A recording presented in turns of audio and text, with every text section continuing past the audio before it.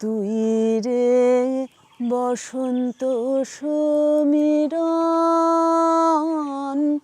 তোর নহে সুখের জীবন। শান্তিনিকেতনে আমরা ছোট থেকেই কিন্তু একসাথে অনেক কিছু করতে শিখেছি। আমার কাছে এখনো পর্যন্ত পৃথিবীর শ্রেষ্ঠতম স্কুল সেটা হলো আনন্দ পাঠশালা। লটারি দিয়ে যদি তুমি শিক্ষাকে বা মেধাকে তো তুমি জাস্টিফাই করতে পারো না। শান্তিনিকেতনে যারা পড়াশোনা করেনি একটা সময় তাদেরকে আশ্রমিক বলা হতো না। সুপ্রিয়দা তখন একজন খুব ভালো মাস্টার মশাই খুঁজছেন, তো সেইভাবে বাবার সাথে যোগাযোগ এবং সেই মাধ্যমেই বাবার শান্তিনিকেতনে আসা। গানটা কার মধ্যে আছে, মানে দুজনেই গাইতে পারে? বাবা সবসময় বলতো আমার থেকে পেয়েছে, আর মা বলতো না আমার থেকে পেয়েছে। তাই না? একটা সময় ছিল ছোটবেলায় যখন নানান ধরনের মিউজিক অ্যারেঞ্জমেন্ট রবীন্দ্রসঙ্গীতের ক্ষেত্রে দারুণ লাগতো, আর এখন ভীষণ হাসি পায়। আমি সঙ্গীত ভবনে পড়ার সময় কোনো সঙ্গীত ভবনের শিক্ষক শিক্ষিকার কাছে গান শিখবো না। সবাই না, সবসময় একটা দল চায়। এটা পারফর্মিং আর্টে ভীষণ হয়, কিন্তু সঙ্গীত ভবনে যে গানটা শেখানো হয় রবীন্দ্রসঙ্গীত সেইভাবে কিন্তু আর সব জায়গায় শেখানো হয় না।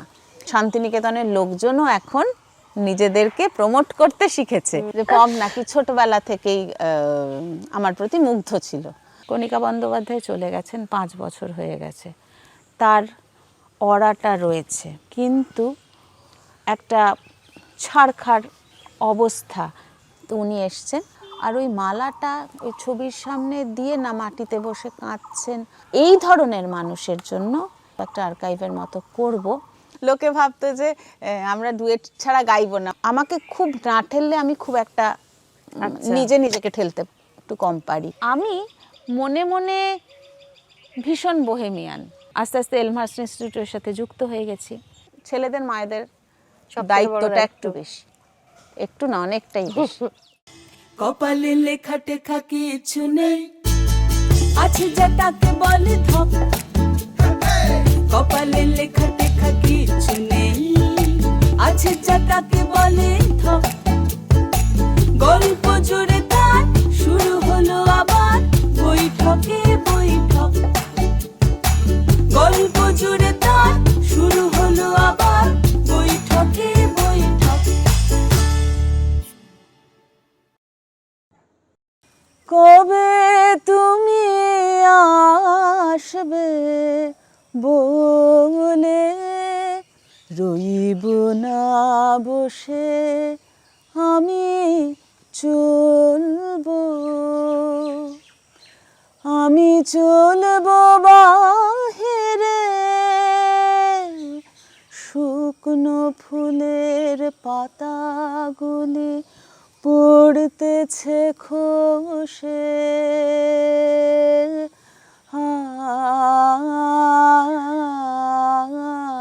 আর সময় নাহি রে,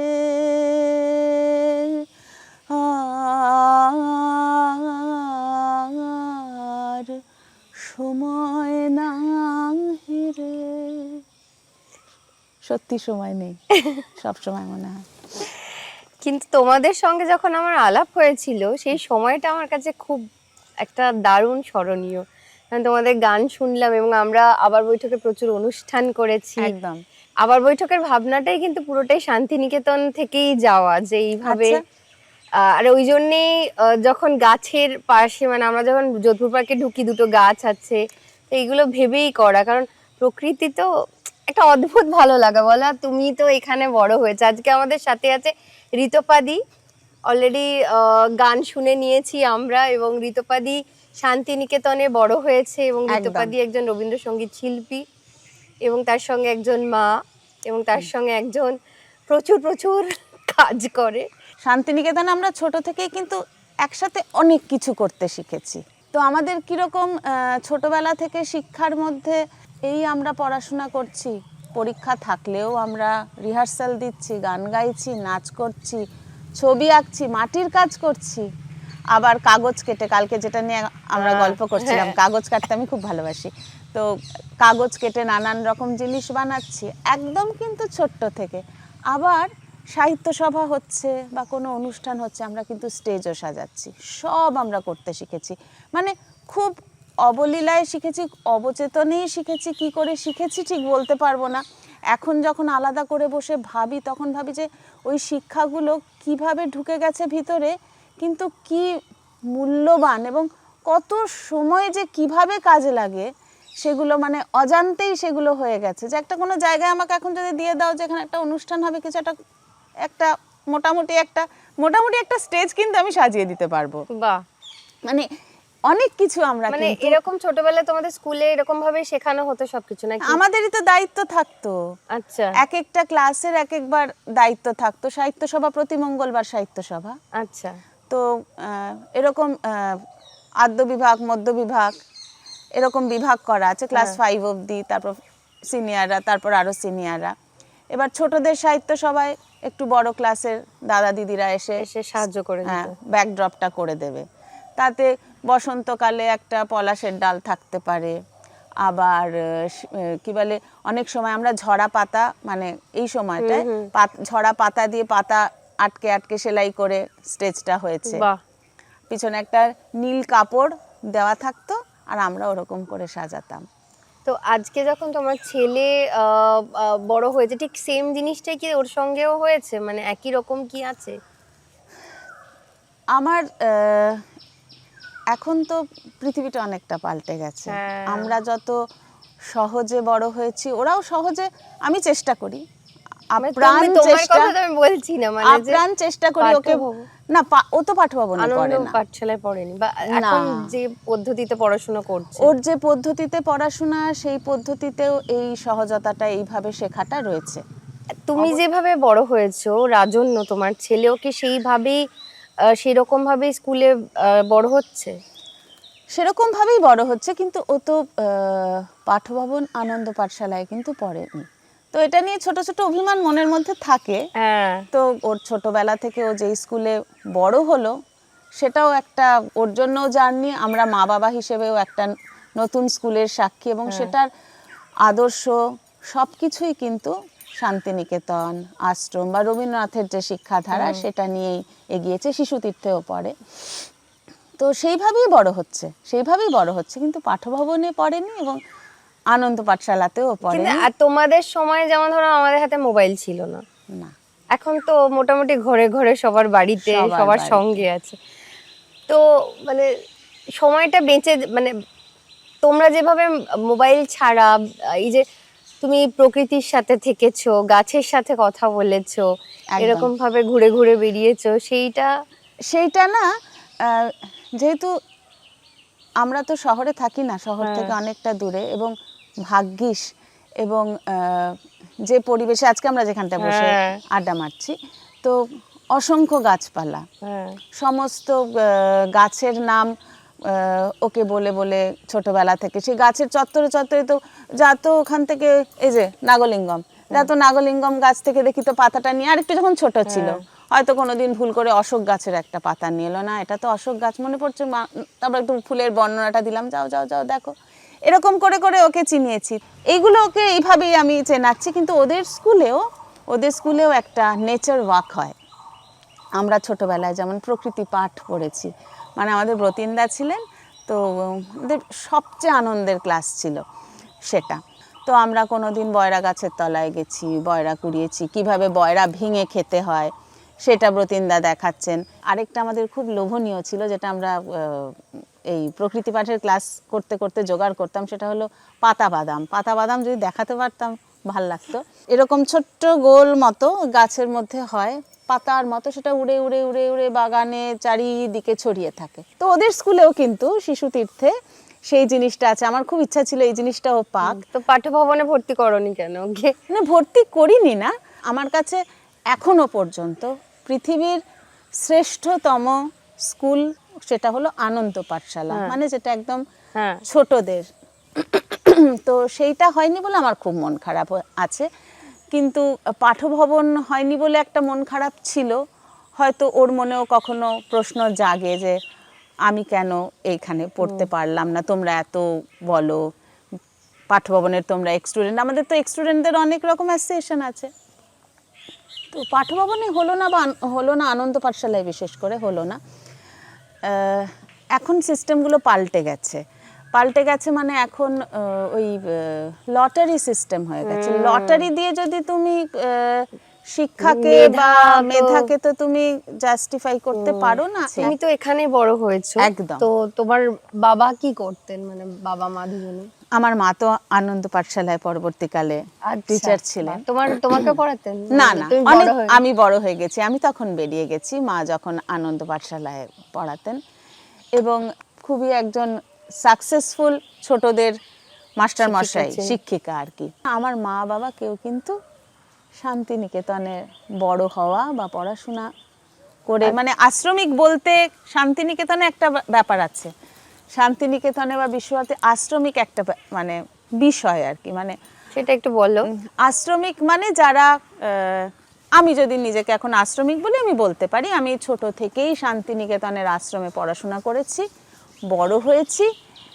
এখন তো এখানে থাকি, কিন্তু এখানে না থাকলেও দূরে থাকলেও আমি নিজেকে শান্তিনিকেতনের আশ্রমের একজন বলতে পারি আর কি। শান্তিনিকেতনে যারা পড়াশোনা করেনি একটা সময় তাদেরকে আশ্রমিক বলা হতো না, কিন্তু আমি এটাকে এখন আর বিশ্বাস করি না।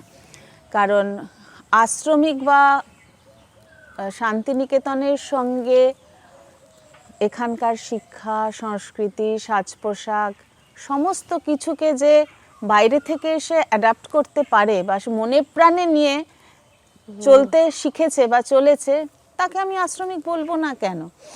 তো সেই বাবা মা বাইরে থেকে এসেছে। কোথা থেকে এসেছে?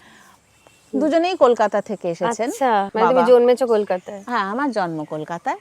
এবং মজার ব্যাপার হলো আমার জন্মের ঠিক আগেই বাবা শান্তিনিকেতনে আসেন আর কি, মানে পাঠভবনের অধ্যাপক হয়ে আসেন। আচ্ছা। তো বাবারও একটা অদ্ভুত জার্নি ছিল। পড়াতেন বাবা? বাবা তো এখানে বাংলা পড়াতেন, কিন্তু বাবা যাদবপুরের ছাত্র। আচ্ছা। তুলনামূলক সাহিত্যের ছাত্র এবং বাবার বিভিন্ন জায়গায় ঘুরে ঘুরে ছোটবেলা কেটেছে। আমার দাদু দায়িত্বে ছিলেন, রিফিউজি ক্যাম্পের দায়িত্বে ছিলেন। আচ্ছা। তো সেই ক্যাম্পের দায়িত্ব থাকাকালীন অনেক জায়গায় ট্রাভেল করতে হয়েছিল। শেষ সময় এসেছিলেন ওই কৃষ্ণনগরের কাছে ধুবুলিয়াতে, ওখানে এসে শেষ জীবনটায় ছিলেন, তারপরে ওখানেই সেটেল করেছেন। কিন্তু সেই বিভিন্ন জায়গায় ঘোরার জন্য বাবার জীবনে অনেক ধরনের অভিজ্ঞতা ছিল এবং খুবই সাধারণভাবে, ভীষণ সিম্পলভাবে বড় হওয়া, মানে খুবই সাধারণভাবে বড় হওয়া। কিন্তু বাবা আদ্যপান্ত একজন নিজেকে নিজে তৈরি করে, মানে সেলফ মেড ম্যান বলতে যা বোঝায় তাই। পড়াশোনার খরচ নিজেই জোগাড় করেছে, টিউশন করেছে। মনে হয়েছে যে এবার শহরে গিয়ে পড়া দরকার, তখন কলকাতা এসে পড়াশোনা করেছে। প্রথমে বাবা সাউথ সুপারম্যান কলেজে ইকোনমিক্স নিয়ে ভর্তি হয়েছিল। আচ্ছা। অদ্ভুত। তো বাবার ধারণা ছিল বা মনে হয়েছিল ইকোনমিক্সটাই বাবার বিষয়। কিছুদিন পড়ার পর বুঝতে পারলো ওটা বাবার বিষয় নয়। তখন সবে যাদবপুর ইউনিভার্সিটিতে তুলনামূলক সাহিত্য শুরু হয়েছে, তো প্রথম দিকে। তারপরে বাবা ওখানে যায় এবং বাবার জীবনটা আমার ধারণা ওখানেই পাল্টে যায়। কারণ যাদবপুর ইউনিভার্সিটিতে যাওয়ার পর বাবা সাংঘাতিক সব মাস্টারমশাইদের পেয়েছেন। বাবা নরেশ গুহকে পেয়েছেন, বাবা বুদ্ধদেব বসুকে পেয়েছেন, বাবা শঙ্খ ঘোষকে পেয়েছেন, তো বিষ্ণু দেকে পেয়েছেন। তো এদের সংস্পর্শে বাবার জীবনটা, বাবার মুখে যেটা শুনেছি, একদম অন্য একটা দিক খুলে গেল। কিন্তু তখনও কিন্তু বাবা কখনো ভাবেনি যে বাবা কোনোদিন শান্তিনিকেতনে আসবে বা রবীন্দ্রনাথকে নিয়ে চর্চা করবে। বাবা তখন কি বলে ফরাসি নাটক অনুবাদ করছে, মাছি, দ্য ফ্লাই যেটা, সেটা অনুবাদ করেছে, সেটা তো এখনো হয়। মিডিয়া অনুবাদ করছে, নাটক করছে। বাবা কিছুদিন জার্নালিজমও করেছে। বাবার নামটা একটু বলো। গৌতম ভট্টাচার্য। তো তারপরে বাবার শান্তিনিকেতনে আসা এবং সেই অদ্ভুতভাবেই সেই যোগাযোগটা হয়েছিল। বাবাকে ভীষণ পছন্দ করতেন একজন, তো তিনি বলেছিলেন যে পাঠভবনে, শান্তিনিকেতনে পাঠভবনে একটা বাংলার অধ্যাপকের পোস্ট ফাঁকা আছে। আর তখন সুপ্রিয়দা, মানে সুপ্রিয় ঠাকুর আর কি। সুপ্রিয়দা তখন একজন খুব ভালো মাস্টার মশাই খুঁজছেন, তো উনি বলেছিলেন আমি একটি ছেলেকে চিনি, অল্প বয়সী ছেলে, খুব এনার্জেটিক, তো মনে হয় ভালো হবে। তো সেইভাবে বাবার সাথে যোগাযোগ এবং সেই মাধ্যমেই বাবার শান্তিনিকেতনে আসা। বাবা সেপ্টেম্বরে এসে জয়েন করে 77 সালে, আর আমি নভেম্বরে হয়েছি 77 সালে। কাজেই আমিও তারপরে বাবার জীবনটা একেবারে পাল্টে গেল, আর সেই সূত্র ধরে আমরা একদম মায়ের শান্তিনিকেতনের সঙ্গে দেখা কি করে হলো? ইউনিভার্সিটিতে। প্রেম মা- করে বিয়ে? একদম। ওরে বাবা! হ্যাঁ, মা সংস্কৃত নিয়ে পড়াশোনা করেছেন যাদবপুর ইউনিভার্সিটিতে। আচ্ছা। হ্যাঁ, এবং খুব সুন্দর একটা দুজনের জার্নি, খুব অভাব দিয়ে জীবন শুরু, কিন্তু মানে ভীষণ আনন্দের। এবং আমাদেরও ছেলেবেলা যে কি আনন্দের কেটেছে, মানে এত এত মধুর স্মৃতি, মানে ভাবাই যায় না। মানে মা বাবার সাথে গানটা কার মধ্যে আছে, মানে দুজনেই গাইতে পারে? গানটা, এটা বলে, এটা বাবা থাকলে এখন বাবা খুব মজা পেত, কারণ বাবা সবসময় বলতো আমার থেকে পেয়েছে, আর মা বলতো না আমার থেকে পেয়েছে। তাই না? হ্যাঁ, কারণ বাবার কিন্তু টোনাল কোয়ালিটিটা খুব ভালো ছিল। আচ্ছা। বাবা গুনগুন করে গান গাইলে সুর ছিল বাবার, কিন্তু বাবা গান গাইতে গাইতে কখনো স্কেলটা চেঞ্জ হয়ে যেত, তো বাবাকে আমরা মজা করে বলতাম তুমি তো স্কেল চেঞ্জিং হারমোনিয়াম। কিন্তু মায়ের কানটা সাংঘাতিক। আমার কিন্তু ছোটবেলায় গান গাওয়া এবং রেগুলার রেয়াজ করাটা মায়ের জন্যই, কারণ তখন ছোটবেলায় আমাদের এখানে কিন্তু হারমোনিয়াম নিয়ে আমরা কখনো গান করিনি। তাই? আমি তো বাজাতেই পারি না হারমোনিয়াম, তাই? এখনো পারি না।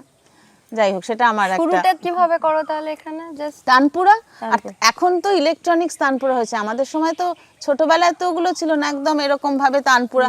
আগে তানপুরা বাজানোটা শিখতে হতো, তানপুরাটা, তারপরে অবলীলায় তানপুরা বাজানোটা শেখা হয়, তারপরে গান শেখা শুরু, সা থেকে শুরু হলো। কিন্তু সেই তানপুরা বাজানো এবং সেই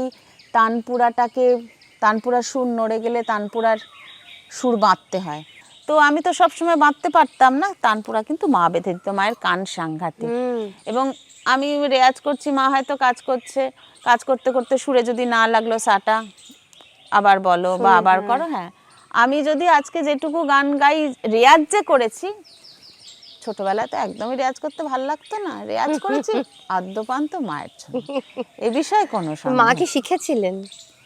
মা ছোটবেলায় গান শিখেছিলেন মাদের বাড়িতে। আমার দাদু, মানে মায়ের বাবা কিন্তু গান বাজনার প্রতি খুবই,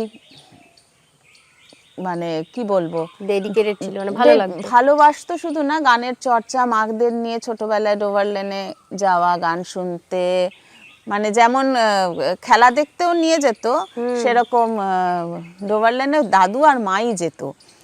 মানে মার বোধহয় ন্যাকটা ছিল বলে দাদু মাকে নিয়ে যেত। মা কিন্তু বড় হয়েছে ছোটবেলায় আসামে। হ্যাঁ, তো ওখান থেকেই মা এসেছে এদিকে। আর আসামে শিলচরে মা বড় হয়েছে। শিলচরে কিন্তু ওইসব অঞ্চলে না সাহিত্য, সংস্কৃতি, বিশেষ করে ক্লাসিক্যাল মিউজিকের খুব বড় চর্চা ছিল। আমার মায়ের মা, মানে আমার দিদা, সেই সময় ঢাকা ইউনিভার্সিটিতে হস্টেলে থেকে বড় হয়েছেন। আচ্ছা। হ্যাঁ, এবং হস্টেলে থেকে বড় হয়েছেন, এবং আমি দেখেছি যে আমাদের 8, 9, 10-এর অঙ্ক দিদা সলভ করে দিত। ইংরেজি, বিশেষ করে গ্রামার, মানে সেই ট্রান্সলেশন, এখন তো পদ্ধতি পাল্টে গেছে, কিন্তু ওই সমস্ত কিন্তু দিদা সাংঘাতিক।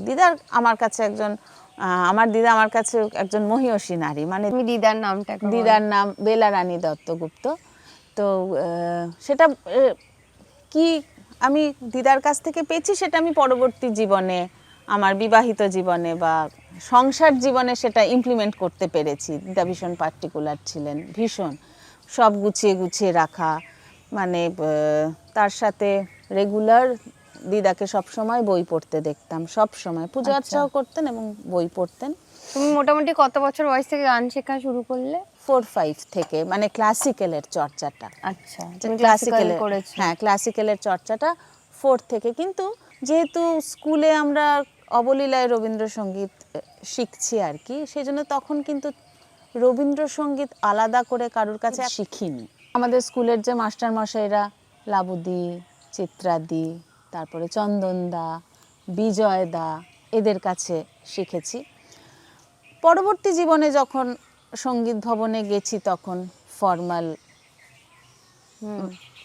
শিক্ষাটা আমার গানের হয়েছে, কিন্তু রবীন্দ্রসঙ্গীতের শিক্ষা আমার প্রধান কিন্তু আমি বলবো ছোটবেলায় যেরকম লাবুদি চিত্রাদির কথা, আর আমাকে হাতে ধরে খুব ভালো করে শিখিয়েছেন গোরা সর্বাধিকারী। ওনার কাছ থেকে আমি এমন অনেক কিছু শিখতে পেরেছি যেটা আমি আমার নিজের মনে হয় যে সেটা আমি অন্যকে বোঝাতেও পারি বা আমি সেটা গানের মধ্যে দিয়ে হয়তো এক্সপ্রেস করতে পারি। তখন আমার কিছু কিছু জিনিস মানে গান গাইতে গেলে কোনো একটা গান হঠাৎ করে পেলে বা নতুন করে একটা গান নিয়ে ভাবনা চিন্তা মানে নতুন করে সুর সংযোজন করারও জায়গা নেই, কথা নিয়েও কিচ্ছু করার নেই, যদিও লোকজন প্রচুর এদিক ওদিক নানান রকম করে কিছু করছে। একটা সময় ছিল ছোটবেলায় যখন নানান ধরনের মিউজিক অ্যারেঞ্জমেন্ট রবীন্দ্রসঙ্গীতের ক্ষেত্রে দারুণ লাগতো, আর এখন ভীষণ হাসি পায়। এখন কিচ্ছু ভাল লাগে না, ওর বয়সের ধর্ম নিশ্চয়ই, এখন মনে হয় কিচ্ছু লাগে না, অ্যাকচুয়ালি লাগে না, কিন্তু এত পরিপূর্ণ একটা কম্পোজিশন। তো মানে আর শুধু তাই না, মানে রবীন্দ্রনাথ তো নিজেই বলেছেন ওনার গান সম্পূর্ণ পরিপূর্ণ, কারোর কিচ্ছু করার নেই, মানে এক্সট্রা করে আর কিছু করার নেই। হ্যাঁ, কিছু ফলো ইনস্ট্রুমেন্ট থাকতেই পারে, সবসময় যে ভীষণ ট্র্যাডিশনালি এসরাজি ব্যবহার করতে হবে সেরকম নয়, কিন্তু সেরকম তো কিছু লাগে না। তাহলে কি লাগে? প্রত্যেকটা গান ভাবনা চিন্তা লাগে, কারণ একই গান আমিও গাইবো, আরেকজনও গাইবে, সেই তো একই তো গান। তো আমার মনে হয় ওই আমি কিভাবে গানটাকে দেখছি বা আমি কি বুঝলাম, আমার অন্তরে কি উপলব্ধি হলো, সেটাই তো আমি গানের একই সুর একই কথার মধ্যে দিয়ে আমি একরকম ভাবে সেটা বলবো, তুমি আরেক রকম ভাবে সেটা বলবে, সেইটার জন্য একটা প্রস্তুতি লাগে।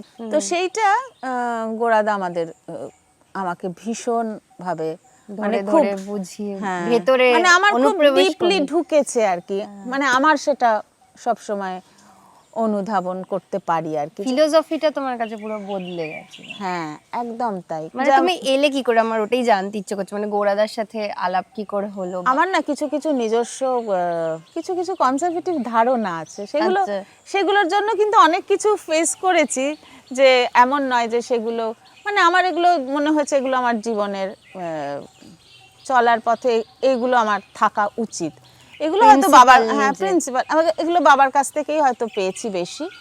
মানে কখনোই আমি সঙ্গীত ভবনে পড়ার সময় কোনো সঙ্গীত ভবনের শিক্ষক শিক্ষিকার কাছে গান শিখবো না।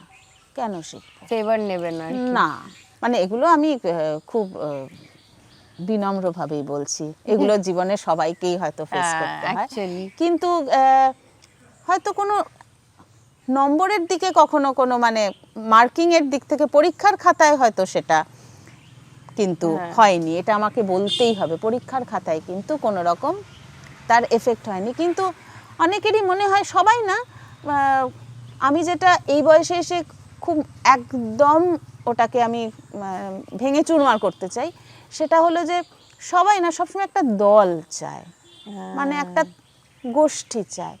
এই মানে আমি যদি এখন সবসময় চাই যে এই 5 জন আমারই হাতের অস্ত্র, এরা আমি যা বলবো তাই শুনবে, আমার কথায় উঠবে বসবে, কেন? এটা পারফর্মিং আর্টে ভীষণ হয়, কিন্তু আমি এটা বিশ্বাস করি না। আমি নিজেও কোনোদিন এইভাবে কোনো দল, কোনো গোষ্ঠী বা কোনো প্রতিষ্ঠানকে ওইভাবে, হ্যাঁ, আগের প্রজন্মের কথা কিন্তু আলাদা, মানে নীলিমা সেন, কণিকা বন্দ্যোপাধ্যায়, এদের সময়টা কিন্তু একদম আলাদা, তাদেরকেও অনেক কিছুই সহ্য করতে হয়েছে, নানান কিছু শিকার তাদেরকেও হতে হয়েছে। প্রত্যেকে কারুর না কারুর কাছে একেবারে বাঁধা, কারুর না কারুর কাছে বাঁধা। এটা যদি কেউ বলে এটা আমার অহংকার, তাহলে এটা আমার অহংকার, আমার তাতে কোনো অসুবিধা নেই।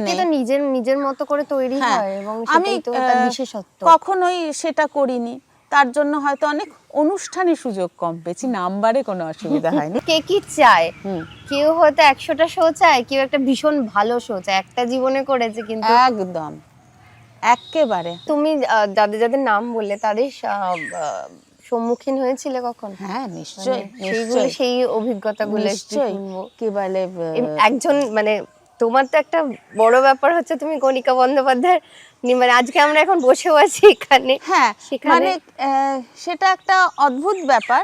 আচ্ছা, এই যে তুমি সুচিত্রা দি, নীলিমা দি, কণিকা দি এত কথা বললাম, তো একটু যদি তোমার একটা পছন্দের তাদের থেকে শোনা গান এটা যদি করো। একটা গান করছি।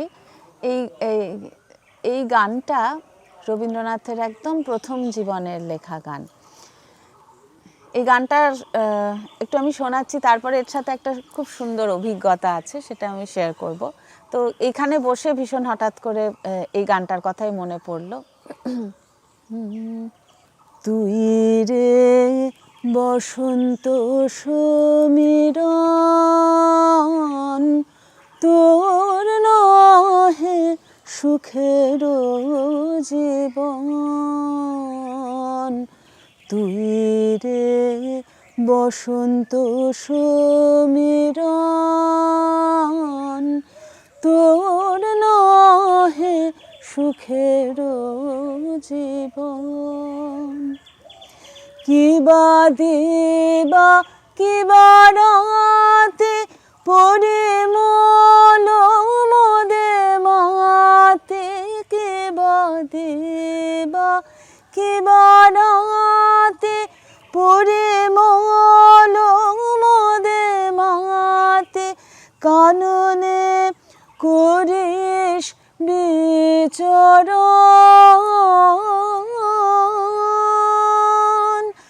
নদীরে জাগায় দিস, লতারে রাগায় দিস। নদীরে জাগায় দিস, লতারে রাগায় দিস। চুপি চুপি করে চুম্বন, তোর নহে সুখের জীবন। তুই রে বসন্ত সমীরণ, তোর নহে সুখের জীবন। তুই কোথাও একটা হারিয়ে গেলি না? পুরো বলো এবার গল্পটা। আচ্ছা, এটার পিছনে গল্প হলো যে এটা রবীন্দ্রনাথের এই প্রথম জীবনের মানে 25 বছর অবধি কিছু গান নিয়ে আমরা একটা সিডি করেছিলাম। সুমিতা সামন্ত সেই পুরো কনসেপ্টটা তৈরি করেছিল, এবং সেটার সাথে এই গানটা ছিল, আরও কিছু গান ছিল। এবং সেই গানগুলো প্রথম কথা যে সেই গানগুলো যখন আমরা করতে শুরু করি বা ভাবনা চিন্তাটা হয়, সুমিতাদির সাথে অনেক আলোচনা গল্প হলো। তো করতে করতে দেখা গেল যে এই প্রত্যেকটা গানের কথা এবং সুরের একটা খুব আনকমন কম্পোজিশনের জায়গাগুলো খুব আনকমন। মানে এমনিতেই রবীন্দ্রনাথের গানকে যদি আমরা বিভিন্ন পর্যায়ে ওনার জীবনের পর্যায় অনুযায়ী ভাগ করি, দেখব প্রথম দিককার গান খুব কমপ্লিকেটেড মানে সুরের কম্পোজিশন বা তালের ক্ষেত্রেও খুব কঠিন, কারণ সদ্য তখন উনি নানান ধরনের জিনিস আহরণ করছেন, সেইগুলোকেই ইমপ্লিমেন্ট করছেন। তো তখনও সেই সারল্য বা সুরের সেই অনায়াস ইয়েটা আসেনি। তো তো ধ্রুপদ ধামার ভাঙা গানগুলো খুব কঠিন, শুনলে অনেক সময় বুঝতে পারবে যে কোনো শব্দটাকে একটু জোর করেই যেন সুর দিয়ে তালে মেলানো হলো। কিন্তু এইখানে আমরা যে গানগুলোকে বাছা হয়েছিল বা আমরা যখন করতে শুরু করলাম, দেখলাম খুব আনকমন কম্পোজিশন। তো এই গানটারই যেমন এই জায়গাটা কি সুন্দর, প্রথম দিকটা আমরা করলাম এরকম, তো আবার শেষ দিকটা লতার হৃদয়ে হারা সুখে অচেতন পারা ঘুমায় কাটায় দিবি প্রাণ। এখানে কিন্তু প্রাণ এটা নেই, মনে হতে পারে যেন এরকম আছে, কিন্তু এই জায়গাটা কিন্তু একদম ঘুমায় কাটায় দিবি প্রাণ। তাই বলি বসন্তের বাই, হৃদয়ের লতা কুঞ্জে আয় বলে তুই রে বসন্ত সমীরণ। এবং এই গানগুলোতে যেটা আমাদের খুবই সৌভাগ্য, যেটা এতক্ষণ বলিনি, একটু ইয়ে করে বলবো বলে, স্বাগতা লক্ষ্মী দাশগুপ্ত এত বড় মাপের একজন শিল্পী, উনি আমাদের সাথে, এটাতে আর কোনো যন্ত্র ছিল না, উনি পিয়ানো বাজিয়েছিলেন।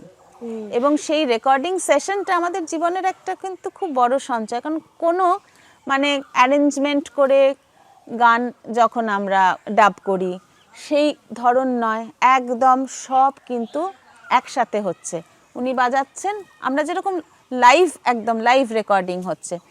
এবং হতে হতে অনেক কিছু এক্সপ্রেশন পিয়ানোর থ্রুতে, মানে কোথায় স্পিড বেড়ে গেল, মাঝখানে উনি একটু নিজের মতো যন্ত্রানুষঙ্গটা করলেন পিয়ানোতে, আবার আমরা ধরছি। তো খুবই একটা মানে এই গানটা গাইলে, আমি যখন গাই তখন কিন্তু আমি কানে স্বাগতাদির ওই বাজনাটা ভুলতে পারি না, ওটা কানের মধ্যে বাজতে থাকে। তো সেটা একটা খুব সুন্দর এক্সপিরিয়েন্স। আরও কয়েকটা গান ছিল এটার মধ্যে, কিন্তু এই গানটা এখন এই বাগানে বসে মনে হলো। আর মানে আজকের আবার বৈঠকটা যে আমরা এখানে তুলে এনে এরকম ভাবে একটা বৈঠক, আমাদের জন্য খুব মজা লাগছে। আমারও বেশ, আর মানে কোকিলের ডাক শুনতে শুনতে এরকম একটা মানে খুব চারিদিকে পাখির আওয়াজ। এমনি কিন্তু চৈত্রর মাস শুরু হয়ে গেছে, এত আরামদায়ক পরিবেশ থাকার কথা না, কিন্তু একটা বৃষ্টি এবং সবকিছুর পরে খুবই সুন্দর একটা আরামের জায়গা, মাঝে মাঝে হাওয়া দিচ্ছে এবং খুব আরামের সময়টা আমরা বেছে নিয়েছি। তো তুমি যখন আনন্দ পাঠশালায় ভর্তি হলে, তোমাদের বা পাঠ্যভবনে গান শেখাতো কিরকম ভাবে, আমাদের যদি একটু বলো। খুব আমাদের কোনো, এখন আমরা আমাদের খুব, এটা আমি সবার কাছে ক্ষমা চেয়ে নিচ্ছি, আমি খাতা ছাড়া গান গাই না, কেন জানি না, তার মানে এতটাও নয় যে মুখস্থ নেই, কিন্তু গান হয়তো মুখস্থ আছে, কিন্তু এটা একটা কি কনফিডেন্সের অভাব হয়। যাই হোক, সেটা আমার একেবারেই আমাদের রবীন্দ্রসঙ্গীতের জগতে এটা নিয়ে প্রচুর চর্চা চলে। ছোটবেলায় তো আমরা তখন খাতা ছিল না, আর তখন অত গান লিখে লিখে দেখে দেখে গান গাইবো এরকম না। আনন্দ পাঠশালায় লাবু মাসি আসতো, মঞ্জু মাসিও আসতো, মঞ্জু মাসি আর লাবু মাসি এরকম ঠিক এই যে এরকম করে গাইতে গাইতে করো একটু। আমরা সবাই রাজা আমাদের এই রাজার রাজত্বে, নইলে মোদের রাজার সনে মিলবো কি শর্তে, আমরা সবাই রাজা। এই গানটা গাইলে আমার পুটুলির কথা মনে পড়ে, এই কারণে আমরা দুজন একসাথে গানটা গেয়েছিলাম, এবং সেখানে আমি একটা খুব মারাত্মক ব্লান্ডার করেছিলাম কথায়, ও আমাকে এরকম করে ঘাট নাড়িয়ে শুধরে দিয়েছিল, তো গাইতে গিয়ে ওর কথাই মনে পড়লো। তো এরকম হাততালি দিয়ে গান গেয়েছি, কখন অবচেতনে রিদমের ব্যাপারটা, আমি এটা বুঝতে পারি, কোনো যন্ত্র না, কোনো হারমোনিয়ামও নয়। পুটুলির ক্ষেত্রে ওটা দেখেছি যে ও কি সুন্দর মুখস্থ, এবং রিদম একই রিদম একই স্কেলে ধরে, এবং শব্দগুলো কি সুন্দর মুখস্থ করে। আসলে ছোটবেলায় না, মানে পরে পড়াশোনা করে জেনেছি যে ছোটবেলায় 5-6 বছর বয়স অবধি মানে আমাদের রিসিভিং ক্যাপাসিটিটা এত হাই থাকে বাচ্চাদের, মানে তখন দেখবে, জানি না পুটুলিও তাই করে কিনা, যতবারই হয়তো পার্টিকুলার একটা গান যে স্কেলে শেখানো হয়েছে, ও কিন্তু বাড়িতে যখন করবে ওই স্কেলটাই অবলীলায় করবে, ওই রিদমটাই করতে চাইবে, অন্য ইয়ে করলে ওদের অসুবিধা হয়, কারণ ওইটাই ব্রেনে সেট করে আছে। আর তোমাদের কি ছোটবেলায় বোঝানো হতো গানগুলো, নাকি জাস্ট গাইতে? গান শব্দগুলো বোঝানো হতো না, মানে গান খুব বোঝানো হতো না ছোটবেলায়, কিন্তু খুব গান বোঝানো হতো না। এবার একটা কথা এই প্রসঙ্গে গান শেখানোর সূত্র ধরে বলি, মানে পরবর্তীকালে আমি তো প্রথমে জীবনে গান নিয়ে পড়াশোনা করিনি, মানে আমি কিন্তু খুব স্পেসিফিক চিন্তা ভাবনার মানুষ। আচ্ছা, যেমন? হ্যাঁ, আমি যেটা ঠিক করি সেটার বাইরে যেতে আমার কিন্তু খুব অসুবিধা হয়, আমি ইউজুয়ালি যেতে পারি না। মানে আমাকে যদি বলা হয় যে কালকে আমাকে দুর্গাপুর যেতে হবে, কালকে সকাল উঠে মানে ধুর আজকে যাওয়ার দরকার নেই, ভাল লাগছে না, এটা কিন্তু আমার হবে না। আমার শরীর খারাপ থাকলেও আমি কিন্তু যাবো, যেহেতু ভেবেছি, কথা দিয়েছি মানে কথা রাখবো না। কথা দেওয়ার থেকেও বড় কথা আমার একটা মাইন্ডসেট থাকে, আমি ভেবেছি অমুক সময় ওটা করব, তো আমি ওটা করবো। আমি ছোট্টবেলা থেকে নিজেই জানি, এই দেখ এখন হাওয়ার সাথে সাথে নাগলিঙ্গমের একটা গন্ধ ভেসে এলো। তো ছোট্টবেলা থেকে আমি জানি যে আমি আমার পছন্দের, অতি পছন্দের বিষয় ইতিহাস। আমি ইতিহাস পড়ব এবং ইতিহাস পড়ব, তারপরে আমি গান নিয়ে পড়াশোনা করব। এই দুটো ছোট থেকে আমি ঠিক করে রেখেছি। মানে 11-12 শেষ করে যখন আমি কলেজে উঠব, সেই সময় আমি খুব অসুস্থ হয়েছিলাম। আচ্ছা, ভীষণই অসুস্থ হয়েছিলাম। আমার একটা টিউমার হয়েছিল মাথায়। তো সেটার জন্য দীর্ঘ 3 মাস আমাকে ভেলোরে থাকতে হয়েছে। তো কে থাকতেন? মা থাকতেন? মা, বাবা, বোন সবাই মিলে থাকতেন? সবাই মিলেই 3 মাস ছিলাম। আমার এখনো মনে আছে যে ভেলোরে নিউরোলজি ডিপার্টমেন্টে আমি বসে আছি, আমার উচ্চ মাধ্যমিকের রেজাল্টটা এলো আর কি। মানে বাবাকে কেউ, তখন তো ফোন নেই, মোবাইল নেই, যেই হোটেলে থাকতাম সেই হোটেলের একটা নাম্বার ওখানে দেওয়া থাকতো, শান্তিনিকেতনে দেওয়া ছিল। বাবাকেও তো কাজের সূত্রে ফোন টোন আসতো, ওখানেই আসতো। তো ওখানেই রেজাল্টটা এলো। বাবা ভোরবেলা দেখছি মা বাবা ওখানে না খাবার নিয়ে এসে ওখানে বারান্দায় বসে খাওয়া টাওয়া যেত। তো হসপিটালে বসে আছি, তো বাবা দেখলাম এক ফ্লাস্ক চা নিয়ে হাসি হাসি মুখে মার বাবা এলো, যেরকম রেজাল্ট বেরিয়েছে, ভালোই হয়েছে রেজাল্ট, ঠিকঠাক। তো তখন বাবা জিজ্ঞাসা করলো, বাবা আরেকবার জিজ্ঞাসা করলো, তাহলে কোন সাবজেক্টে ভর্তি কি হবে, তাহলে কি সঙ্গীত ভবন করবি? তা একদম সঙ্গীত ভবনেই ভর্তি হয়ে যা। আমি বললাম না, আমি তো ইতিহাস পড়বই। হ্যাঁ, এবং রেজাল্ট ভালো ছিল, একদম ডাইরেক্ট অ্যাডমিশন হলো ইতিহাস। এবং আমার ঠিক করাই ছিল যেদিন আমার ইতিহাসে MA পরীক্ষা শেষ করব, তার ঠিক আগে আমি সঙ্গীত ভবনে ভর্তি হব, আবার সঙ্গীত ভবন করব। কিন্তু আবার সঙ্গীত ভবন যে 5 বছর করতে হবে সেটা ঠিক ভাবিনি। আমার একটা আইডিয়া ছিল যে যেহেতু বিশ্বভারতীতেই পড়াশোনা করছি, গ্র্যাজুয়েশন লেভেলে যে এক্সট্রা সাবজেক্টগুলো পড়তে হয় সব ইয়েতেই করতে হয়। আগে আরও 2-1 জন এইরকম করেছে, একটা সাবজেক্ট পড়ে আরেকটা সাবজেক্ট করেছে, তারা হয়তো একটা ইয়ার পড়েছে গ্র্যাজুয়েশনে, 1 বছর পড়ে MA করতে চলে গেছে। তো আমি সেই পরীক্ষা দিতেও রাজি ছিলাম, কিন্তু না হলো না, কিছুতেই পারমিশন পেলাম না। সেই বাংলা, সেই একই টিচার। আমি ওনাকেও বললাম, আপনার মনে হচ্ছে না ওই একই কবিতা বাংলার, ওই একই ইংরেজি দিয়ে আবার আমি দেব, আবার টেগো স্টাডি দেব? শুধু অ্যাড হয়েছিল তখন বোধহয় এক্সট্রা ওই এনভায়রনমেন্টাল স্টাডিজটা, তখন আগে ছিল না। যাই এই করে আমার সঙ্গীত ভবন। তো আমার কিন্তু খুব এই ব্যাপারে আমি খুব স্পেসিফিক ছিলাম। এবং তারপরে সঙ্গীত ভবন আমার জীবনের অনেক কিছু পাল্টে গেল। মানে এতদিন যেভাবে গানকে দেখেছি, বা সঙ্গীত ভবনের এখনো, এটা যদি না বলি ভুল হবে, যে সঙ্গীত ভবনে যে গানটা শেখানো হয় সেটা কিন্তু রবীন্দ্রসঙ্গীত সেইভাবে কিন্তু আর সব জায়গায় শেখানো হয় না। সঙ্গীত ভবনের শেখানোর একটা খুবই অন্যরকম মূল্য আছে। মানে এখন বুঝতে পারি যে সঙ্গীত ভবন থেকে যারা পড়াশোনা করে গান গাইছে, সেই গানের যে ডেলিভারিটা, সেটা কিন্তু অন্য অনেকজনের শেখা গানের থেকে আলাদা। কিন্তু সঙ্গীত ভবন পারফর্মার তৈরি করে না, এটাও আমি বলবো। পারফর্মার তৈরি করে না সঙ্গীত ভবন, একজন মানে শিল্পীর নিবেদনটা, পারফর্মার মানে টোটাল শিক্ষাটা হয়। মানে সেটাই আমি জানতে চাইছি, মানে পারফরম্যান্স ইজ সামথিং ডিফারেন্ট। মানে কেউ গান না শিখেও অপূর্ব পারফর্মার হতে পারে।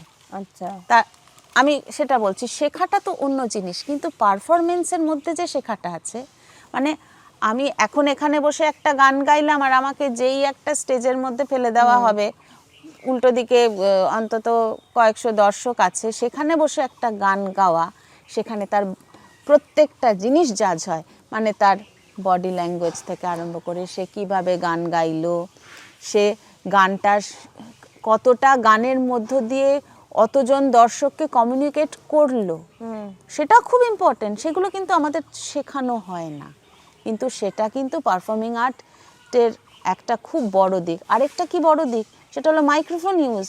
আমরা ছোটবেলা থেকে ভালো করে মাইক্রোফোন ইউজ আজও শিখে উঠতে পারলাম না, আজও ভালো করে শিখ, কিন্তু এটা তো একটা মানে এটার মধ্যে তো একটা সায়েন্স আছে, মানে যে আমি আমার গলার টোনটাকে থ্রু মাইক কিভাবে আমার টোনটা বাইরে আউটপুটটা কি হবে, মানে তার সময় কত দূর যাবে, এর সময় কতটা কাছে হ্যাঁ, যাবে। এবং আমি যখন একটা জায়গায় গান গাইতে গিয়ে যখন আমি সাউন্ডটাকে ব্যালেন্স করব, তখন আমি যেটা শুনছি সেই আউটপুটটা তখন ফাঁকাতে লোক ভরলে সেটা ঠিক হবে, তো সেইটার জ্ঞানটা তো আমার থাকা দরকার। সেটা না থাকলে আমি একটা ভালো পারফর্মার হব কি করে? আমি যতই ভালো গান গাই, যতই সুরে গাই, আমি যদি থ্রু মাইক ওইটা যখন পৌঁছতে না পারবো, তাহলে কোনো লাভ তো নেই। সেদিন একটা অডিশনে গান শুনতে গেছি, কাউকে দেখতে পাচ্ছি না, কিন্তু দেখছি যে গান শুনে না বুঝতে পারছি যে এর কোথাও একটা শান্তিনিকেতনের শিক্ষাটা রয়েছে, কানে বোঝা যায়। এই যে সঙ্গীত ভবনের যে এই শিক্ষাটা, এইটা কিন্তু সাংঘাতিক একটা মানে সাংঘাতিক জায়গা।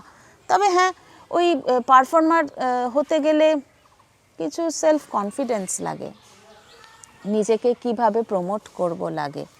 সবসময় প্রমোশন তো আর ওরকমভাবে হয় না যে এখন প্রমোশনের ইয়েগুলো পাল্টে পাল্টে গেছে। এখন খারাপই লাগে যে অল্প বয়সী ছেলেমেয়েরা কি কি ভালো ভালো এখন সবাই গান গায়। ভাগ্যিস ফেসবুক আছে, ফেসবুকের সূত্র ধরে কিন্তু অনেকের গান আমরা শুনতে পাই। মানে সেদিন এরকমও শান্তিনিকেতনের লোকজনও এখন নিজেদেরকে প্রমোট করতে শিখেছে। এতক্ষণ তো পড়াশোনা হলো, এবার একটুখানি প্রেম ভালোবাসাতে ঢুকি, যে কি করে হলো, মানে পমদার সাথে আলাপটা কি করে হলো? প্রেম ভালোবাসাটা বলতে গেলে সেটার মধ্যে একটা মজার গল্প আছে। সেটা হলো যে আমরা তো ছোটবেলা থেকে একসাথে পড়েছি, একদম ওই আনন্দ তাই? পাঠশালা থেকে তাই একসাথে পড়েছি, এক তোমার সেকশন, classmate? হ্যাঁ এক আচ্ছা। সেকশন, এবং তারপরে ইতিহাস ইতিহাস বিভাগও একসাথে, তারপরে সঙ্গীত ভবন আমি ভর্তি হলাম তার এক বছর বাদে, ও একটা বছর বাদে ভর্তি হয়েছিল। কিন্তু যাই হোক, একসাথে ছোটবেলা থেকে আমরা ভীষণ বন্ধু ছিলাম, এবং জীবনে যে শুধু একজনই প্রেম আমাদের জীবনে এসেছে একদম নয়, প্রেম এসেছে অনেকবার, এবং আচ্ছা। একে অপরকে সাহায্যও করেছি প্রচুর, আচ্ছা। চিঠি বয়ে দেওয়া, এই করে দেওয়া, এগুলো পমও করেছে, আমিও করেছি। সেসব তো নানান রকম, হ্যাঁ, হ্যাঁ। এখন সেগুলো ইতিহাস হয়ে গেছে। হ্যাঁ, ভীষণ বন্ধুত্ব একদম আর কি, ওই হরিহর আত্মা যেটাকে বলে। তো এরকম আমরা 4-5 জন বন্ধু ছিলাম। তো এবং সবচেয়ে মজা যে আমাদেরকে কিন্তু অনেকেই খেপাতো, মানে এখানে একটা ভীষণ প্যাক দেওয়ার কথা আছে শান্তিনিকেতনে, এ ওকে প্যাক দেয়, ও তার নামে। কিরকম প্যাক দেয় একটু শুনি, মানে মানে আলাদা কিনা শান্তি? না, আলাদা নয়, ওই নাম করে করে বলে বলে করা। তো আমরা তখন বলতাম যে আমরা একে অপরের সম্পর্কে এতটাই জানি যে আমাদের মানে আমাদের দুজনের প্রেমটা হবে না। কিন্তু মানে পমের কথা অনুযায়ী, পম নাকি ছোটবেলা থেকে, মানে এই নাকি শব্দটা শুনলে ভীষণ বিরক্ত বোধ করবে, কিন্তু ইচ্ছা করেই বলতে চাইছি আরো, যে পম নাকি ছোটবেলা থেকেই আমার প্রতি মুগ্ধ ছিল। তো এখন কিরকম এই কথাগুলো শুনলে ভীষণ হাসি হাসি পায় না, এই বয়সে এসে ভীষণ, না আমার যাই না অন্য কারুর কিরকম, আমার ভীষণ এখন প্রেম টেম শুনলে ভীষণ হাসি পায়। মানে আমার এখন তো ছেলের প্রেম করার বয়স হয়ে গেছে, হ্যাঁ, তো আমার এখন ওইসব ছোটবেলার কথা ভাবলে নিতান্তই হাসি পায়। তো যাই হোক, তো পম ছোটবেলা থেকে খুব আমাকে পছন্দ করতো, এবং এটা রুনু মাসি, মানে আমার শাশুড়ি মাকে আমি রুনু মাসি বলি, তো রুনু মাসিও বলে, হ্যাঁ, এসে বারবার বলতো যে তোতা আজকে এরকম বলেছে, এই বলেছে, এই বলেছে, এরকম বলতো। কাজে রুনু মাসিও জানে, একটা সাক্ষী পাওয়া গেছে যে হ্যাঁ কথাটা সত্যি। আচ্ছা। সঙ্গীত ভবনে এসে সেটা হঠাৎ করে পরিণতি পেল।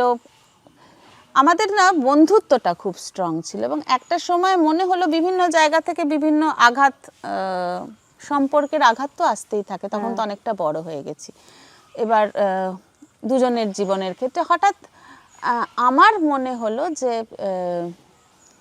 এই সম্পর্কটা হারালে একটু প্রবলেম হবে, মানে কারণ আমাদের এখানে একটা টার্ম আছে, ও তোকে হ্যাঁ বলেছিল না, তুই ওকে হ্যাঁ করেছিস। তো তা পম প্রথমে আমাকে যেরকম প্রপোজ করা বলে সেটারও সেটার সাথেও গান জড়িয়ে আছে।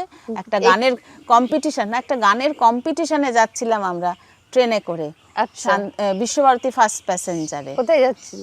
কলকাতায়। কলকাতা। হ্যাঁ, তখন কি একটা কন্টেস্ট শুরু হয়েছিল, যাই হোক সেটার অডিশন দিতে যাচ্ছিলাম আমরা কয়েকজন মিলে।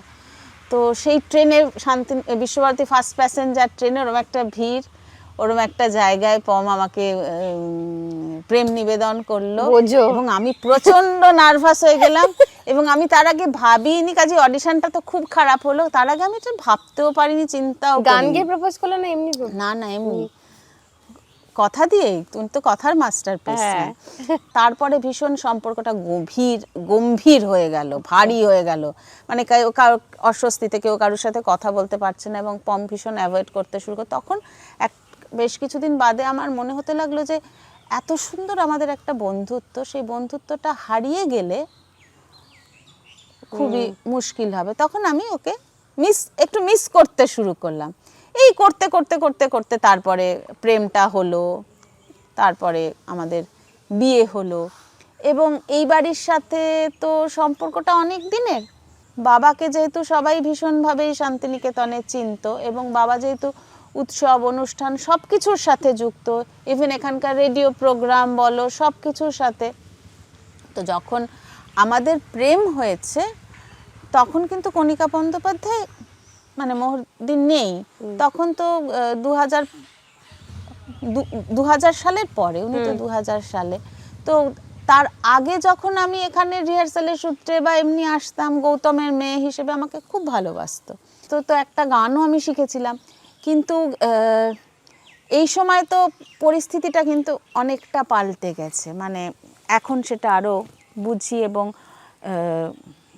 এটা মনে হয় আমার বলা উচিত যে আমি যে সময় এই বাড়িতে বিয়ে হয়ে এসেছি প্রেম পর্ব পেরিয়ে, তখন 2005 সাল, কণিকা বন্দ্যোপাধ্যায় চলে গেছেন, 5 বছর হয়ে গেছে। তার অরাটা রয়েছে, কিন্তু একটা ছারখার অবস্থা, মানে একটা ওরকম বড় একটা স্টলওয়ার্ড, ওরম একটা লিজেন্ড যে বাড়িতে ছিল, সেই বাড়িতে আমি শুধু অনেক না স্মৃতির মধ্যে দিয়ে আমার একটা জার্নি, মানে এ বাড়ির সকলে না খুব অনুভূতিপ্রবণ। মানে আমার শাশুড়ি মা, প্রিয়ম মানে পম, ওরা সবাই ভীষণ অনুভূতিপ্রবণ। তখন এ বাড়িতে গোড়াদা ছিলেন, যার কথা আমি বলেছি, আমার যার কাছে গান শেখা, তো সকলেই ছিলেন এই বাড়িতে, কিন্তু সকলেই খুব অনুভূতিপ্রবণ। এবং একটা মানুষের চলে যাওয়া আর একটা মানুষের থাকা, চলে যাওয়ার পরে তার স্মৃতিগুলো গোটা বাড়ি জুড়ে, তার মানে তখনও আলমারি খুললে তার ঘ্রাণটা কিন্তু রয়েছে। এইটা কিন্তু একটা সাংঘাতিক, এটা একটা আমার কাছে সাংঘাতিক অভিজ্ঞতা। ওইটা তো মোহরদির, ওইটা তো মাসির, ওইটা তো মাসির, ওইটা মেশোর, ওনার স্বামী বীরেন্দ্র বন্দ্যোপাধ্যায়, উনিও একজন সাহিত্যিক কবি ছিলেন, এখানকার লাইব্রেরিয়ান ছিলেন, খুবই গুণী মানুষ। তো বীরেন্দার বড় জোব্বা রয়েছে আলমারিতে, মাসির শাড়ি রয়েছে, পারফিউম রয়েছে, মেকআপ রয়েছে, সিডি রয়েছে, অমুকটায় চা খেতেন, অমুকটায় এই করতেন, এইটা করতেন, সব কিন্তু রয়েছে। কিন্তু উনি চলে যাওয়ার পরে সবাই একটু, আমার ধারণা মানে ফিকে পড়ে গেছিল পুরো ব্যাপার। হ্যাঁ, এবং তখনও মানে যে সময় উনি চলে গেছেন 2000 সাল বা তার আগে, যে সময় অনেক কিছুকে রক্ষা করা যেত, সেই সময় প্রিয়ম বড় হয়নি ততটা, এবং বাড়ির বাকিরা খুবই অসচেতন। আসলে অবলীলায় খুব অনেক কিছু মানুষ যখন পেয়ে যায় না, সেটাকে মূল্যটা বুঝতে মানুষের অনেক সময় লাগে। আমার ক্ষেত্রেও কিন্তু সেটা প্রযোজ্য। আমি এই বাড়িতে প্রথমে এসেই যে ভীষণ তার মূল্য বুঝে গেছি, এটা কিন্তু বললে আমার ভুল বলা হবে। এবং এটাও ভাবতে হবে যে আমি কিন্তু একদম আর 5টা খুব মধ্যবিত্ত সাধারণ বাড়ি থেকে বাড়িতে বড় হয়েছি, মানে খুবই একটা সাধারণ মধ্যবিত্ত বাড়িতে। আমাদের প্রচুর গানের চর্চা, সাহিত্যের চর্চা অনেক বেশি বাড়িতে, সাহিত্যের চর্চা, পুরনো গানের চর্চা অনেক বেশি বাড়িতে। কিন্তু একটা সেলিব্রিটির বাড়ি, আর সেই সেলিব্রিটি নেই অথচ তিনি ছিলেনটা রয়ে গেছে ভেরি মাচ। তিনি ছিলেন, তিনি আছেন, তিনি থাকবেন, সেই একটা অদ্ভুত ভাঙনের ইতিহাস আমি দেখেছি। এবং আমি যেই বিয়ের পর থেকে যেই ঘরে আমরা থাকতাম, আমার শ্বশুর, তুমি যেখানে বসে আছো তার পিছনের বাড়িটা নববীথিকা, সেটাই আমার শ্বশুর শাশুড়ির বাড়ি। আর উল্টো দিকে যেটা দেখা যাচ্ছে সেটা হলো আনন্দধারা। তো তার উপরতলায় আমরা থাকতাম। সেই ঘরটা ছিল আসলে বীরেন্দার, মানে মেশোর। তো সেই ঘরে সঙ্গে একটা ছোট স্টোর রুম ছিল। সেই স্টোর রুমে উনি একজন খুব বড় কালেক্টর ছিলেন, এবং একমাত্র উনি যিনি কণিকা বন্দ্যোপাধ্যায়ের জিনিসপত্রকে খুব যত্ন করে সংগ্রহ করে একেবারে ক্যাটাগরাইজ করে রেখেছে। প্রাউড হাজব্যান্ড ছিলেন ভীষণ। এই সময় থেকে আমার আর প্রিয়মের দুজনেরই মনের মধ্যে হতে শুরু করলো যে আমাদের কিছু করতে হবে, আমাদের বাইরে বেরিয়ে কিছু করতে হবে। কারণ আমি আস্তে আস্তে এই বাড়িটা ভেঙে পড়ছে। সেই সময় থেকে আমাদের মাথার মধ্যে আছে যে কিছু একটা করব। নানান বাধা, পারিবারিক বাধা, নানান ধরনের বাধা না মানুষকে সব সময় বাধা আসে, কিন্তু তুমি যদি ডিটারমিন থাকো, যেটা তোমার মধ্যে তো ভালোই আছে, যেটা করবই। হ্যাঁ, অনেক সময় কি আমরা ডিমোরালাইজ হয়ে যাই না? অবসাদ কি আমাদের গ্রাস করে না? সবাইকেই করে, কিন্তু 1 বছর 2 বছর আবার সেটা থেকে বেরিয়ে আসা যায়। একটা দিন আমার মনে আছে, একটা 5th এপ্রিল, কণিকা বন্দ্যোপাধ্যায়ের চলে যাওয়ার দিন। তো এই বাড়ির গেটের সামনে তখন অনেকটা বেলা হয়ে গেছে, মানে 1টা-1.5টা বাজে, খুব দুপুর, গরম এপ্রিল মাস। শান্তিনিকেতন এক্সপ্রেস থেকে নেমে একজন বয়স্ক ভদ্রলোক এসে রিক্সা করে নেমেছেন। তখনও টোটো হয়নি, রিক্সা করে নেমেছেন। মালা নিয়ে এসেছেন একটা রজনীগন্ধার, কলকাতা থেকেই নিয়ে এসেছেন, শুকিয়ে এসেছে। তো বাড়ি তো তখন ভগ্ন দশা, আমরা উপরে থাকি, গোড়াদা এক সাইডে থাকে, নিচটা অ্যাবান্ডান্ট পড়ে থাকে, অত লোকজন নেই, কেউ আসা যাওয়া করে না। একটা সময় যে বাড়িতে লোকজন প্রচুর যাওয়া আসা করেছে, সেই সময় গুটি কয়েক আমাদের খুব কাছের মানুষজন ছাড়া কেউ আসা যাওয়া করে না। কাজেই কি বলে, নিচতলাটা ঝাড়পোছ পড়ে না, পড়ে না, মানে একটা অদ্ভুত সেই সময়টা অবস্থা। তো উনি এসছেন, তো আমরা ওই 5th এপ্রিল যা হয় একটু ফুল দেওয়া, মিষ্টি রাখা, এগুলো তো করতামই। তো উনি এসেছেন, এসে ওই বয়স হয়ে গেছে, ঘেমে গেছেন, তো এসে একটা মিষ্টির বাক্স এনেছেন, আর ওই মালাটা ওই ছবির সামনে দিয়ে না মাটিতে বসে কাঁদছেন। আর ওই রকম একটা শুকনো মালা, ওইরকম একটা ভগ্ন বাড়ি।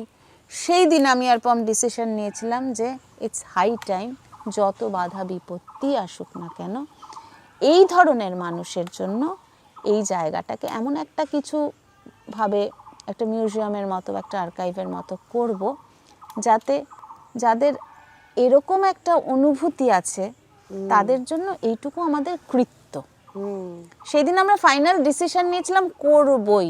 এখন আমার এই ভদ্রলোকের মুখটা না, নামও জানি না, যেদিন করেছিলাম তখন করার পর উনি এখনও আদৌ বেঁচে আছেন কিনা জানি না, কিন্তু ওনার ওই আশা এবং ওনার ওই মুখের অভিব্যক্তি এবং ওনার ওই আকুতি, ওরকম অনেক মানুষকেই দেখেছি এসেছেন, কিন্তু সামহাও ওনার অভিব্যক্তিটা আমাদের মনে খুব গেঁথে আছে, যার জন্য পরবর্তীকালে আর্কাইভ করা যেটুকু যা সঞ্চয় ছিল, অনেক কিছু বেরিয়ে গেছে। মানে একটা সময় শুনেছি থলি ভর্তি করে জিনিস বেরিয়ে গেছে, অরিজিনাল অনেক ডকুমেন্টস বেরিয়ে গেছে। তোমার আর পমদার ডুয়েট পারফরমেন্সের বয়স কত হতে চললো? ডুয়েট পারফরমেন্সের বয়স প্রায় 25-26 বছর। ভাবো। হ্যাঁ, ডুয়েটটা আমরা অনেক দিন ধরেই গাইছি এবং এই ডুয়েট সূত্রে মাঝখানে ভীষণ লোকে ভাবতো যে আমরা ডুয়েট ছাড়া গাইবো না, মানে আমি এরকম অনেকেই আছেন একে অপরকে ছাড়া গান না, আমাদের ওরকম কিছু নেই, লোকে বলে দিয়েছে যে ওকে তো বলতে গেলে আবার ওর বরকেও বলতে হবে, বা ওর বরকে বললে তো ওকেও বলতে হবে, কিন্তু এরকম কোনো ব্যাপার কখনোই ছিল না। এবং এখানে একটা কথা, এই ডুয়েট গানের সূত্রে ধরে মনে হয় অনেক ডুয়েট গান আমরা গেয়েছি একসাথে। একটা গান একটু শোনাবো, সেটা হলো যে আমাদের প্রেমের সময় যেই গানটা আমাদের অর্থকে অনেক বদলে দিয়েছিল, সেটা শোনাবো। তার আগে একটা কথা বলছি, সেটা হলো এই যে অভিমান বলে যে সিনেমার যে মূল বিষয়টা আছে, এই বিষয়টা নিয়ে আমাদেরকে অনেকে অনেক প্রশ্ন করেছে এবং অনেকে অনেক বলারও চেষ্টা করেছিল যে এই কিন্তু একটা কমপ্লেক্স হতে পারে, দুজনেই এক ফিল্ড, এক বয়স, কিন্তু এটা এই ক্ষেত্রে আমাদের সবচেয়ে মজার বিষয় হলো আমরা একে অপরের ভীষণ বন্ধু, তো মানে প্রেম, হাজব্যান্ড ওয়াইফ, পরে মা বাবা, সবকিছুর ঊর্ধ্বে আমাদের বন্ধুত্বটাই সবার উপরে, এটা আমি জোর গলায় বলি, যেটা দিয়ে শুরু হয়েছিল। হ্যাঁ, এই বন্ধুত্বটা আমাদের কাছে খুব ইম্পর্টেন্ট। এবং এটার জন্য আমাদের কখনোই প্রফেশনাল লাইফে কোনো দিন কোনো মানসিক কষ্ট, অভিমান তৈরি হয়নি, কখনোই না। উল্টে বরাবর একে অপরকে এগিয়ে দেওয়া বা ঠেলে দেওয়াটা খুবই, এবং আমার ক্ষেত্রে একটু বেশি এই কারণে যে আমাকে খুব না ঠেললে আমি খুব একটা নিজেকে ঠেলতে একটু কম পারি, মানে সেলফ পাবলিসিটিটা তুমি পারো? একদম পারি না।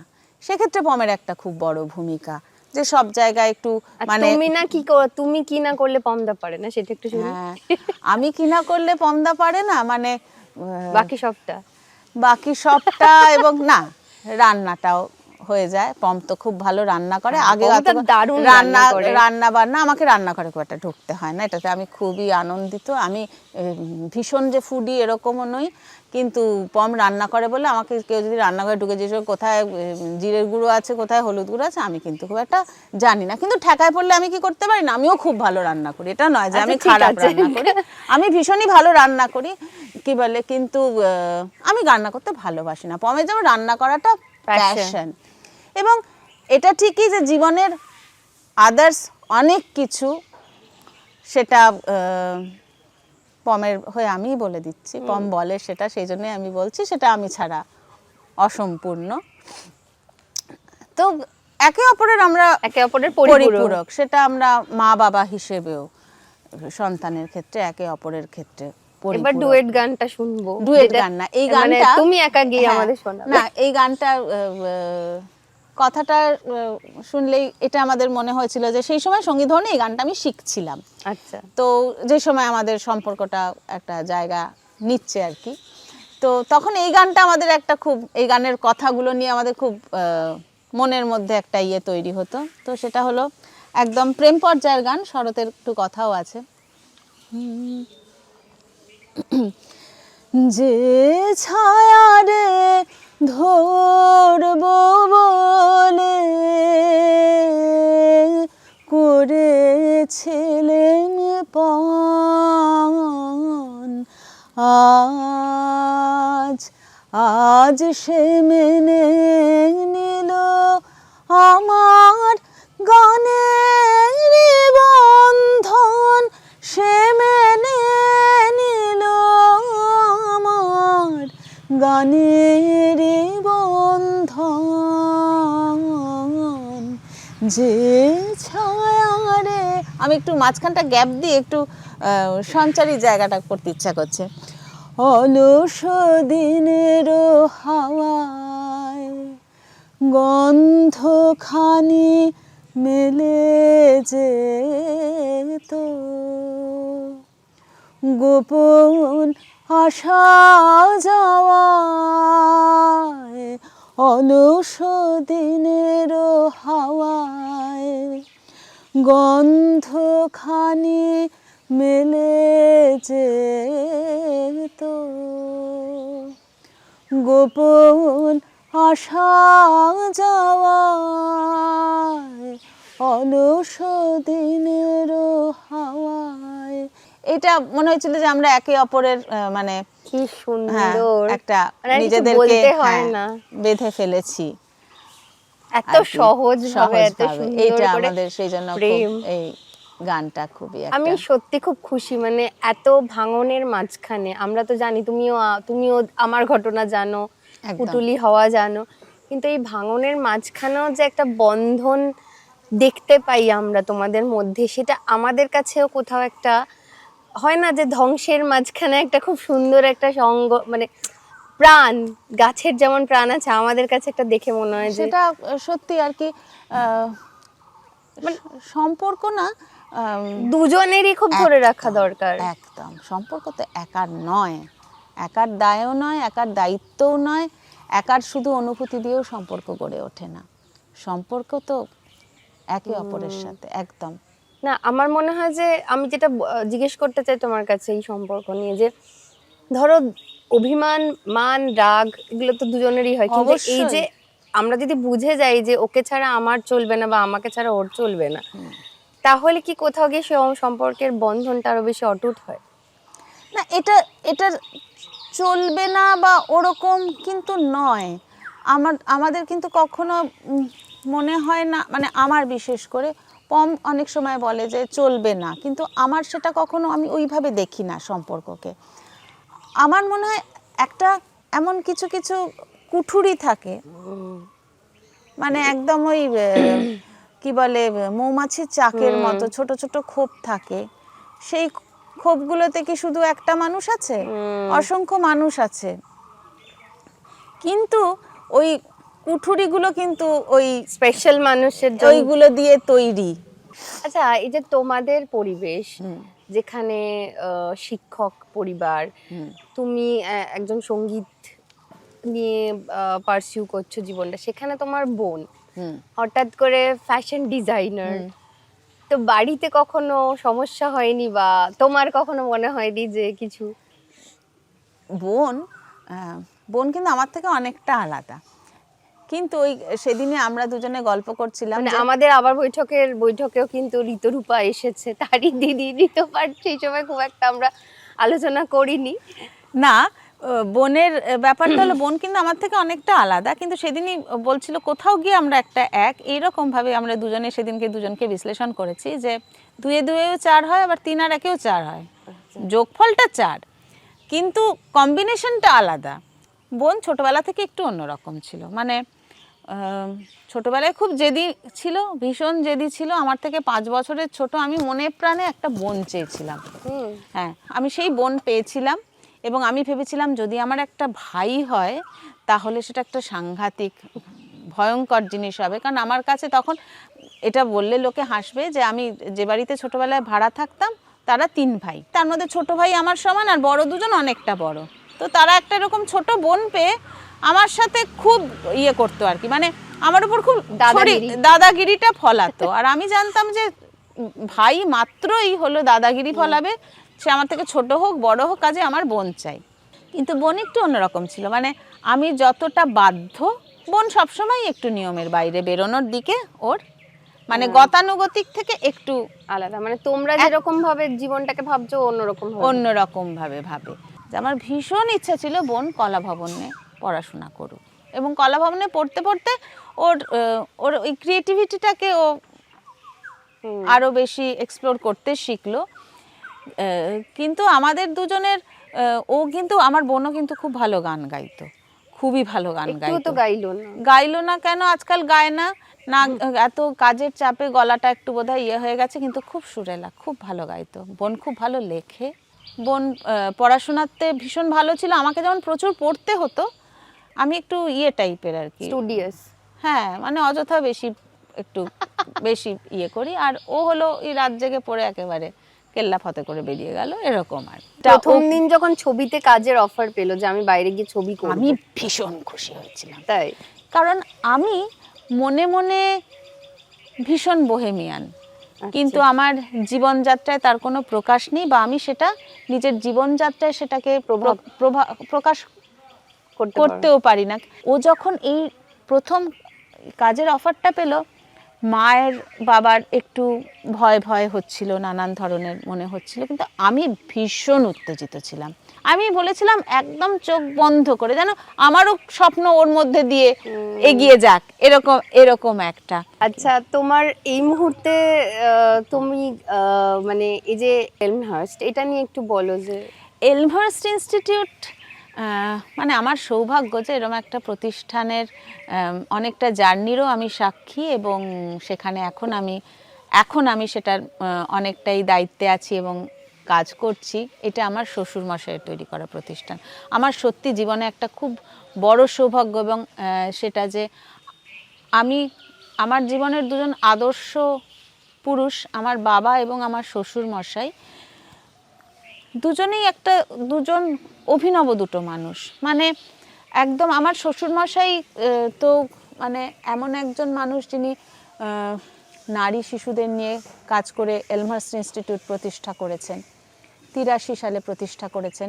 এবং শুধু তাই নয়, এইটুকুই শুধু নয়, তার জীবনে চলার পথে এবং তার জীবন চর্চায় মহিলাদের প্রতি তার যে সম্মান আমি দেখেছি, সেটা আমার বিয়ের দিন থেকে আমি বলতে পারি। মানে উনি কোনো রকম ওই সিঁদুর পরা, আচ্ছা, এগুলো কোনো রকম কিচ্ছু উনি কোনোদিনই পছন্দ করতেন। উনি খুব আধুনিক মনের মানুষ, খুব আধুনিক মনের। আমার শাশুড়িমাকেও কোনোদিন সিঁদুর পরতে দিতেন না। রুনুমাসি ইচ্ছা করে কখনো গ্রামের বাড়ি গেলে লিপস্টিক দিয়ে নাকি সিঁদুর পরে যেতেন, কি দরকার। এবং সেই আমার বিয়ের দিন যেদিন ওই সেই কিরকম একটা সেই ভাত কাপড়ের দায়িত্ব নিলাম, হলো না ওরকম একটা, তখন নবজোট বললাম বাড়ি থেকে বেরিয়ে যাব, এইসব হলে কে কখন কার ভাত কাপড়ের দায়িত্ব নেয় কেউ ওরকম ভাবে বলতে পারে না। তো এই ধরনের মনের একটা মানুষ। তো তার এই এত বড় প্রতিষ্ঠান গড়ে তোলা, সেই প্রতিষ্ঠানে অসংখ্য মানুষের জীবনে পরিবর্তন এনেছে, বিশেষ করে মেয়েদের জীবনে। আমাদের দুটো হোম আছে এবং সেখানে নানান ধরনের মেয়েরা আসে। মানে তারা সমাজের এমন কিছু জিনিসের সাক্ষী হয়ে আসে, সাক্ষী এবং শিকার অবশ্যই, যে ভাবলে গা আমাদের শিউরে ওঠে।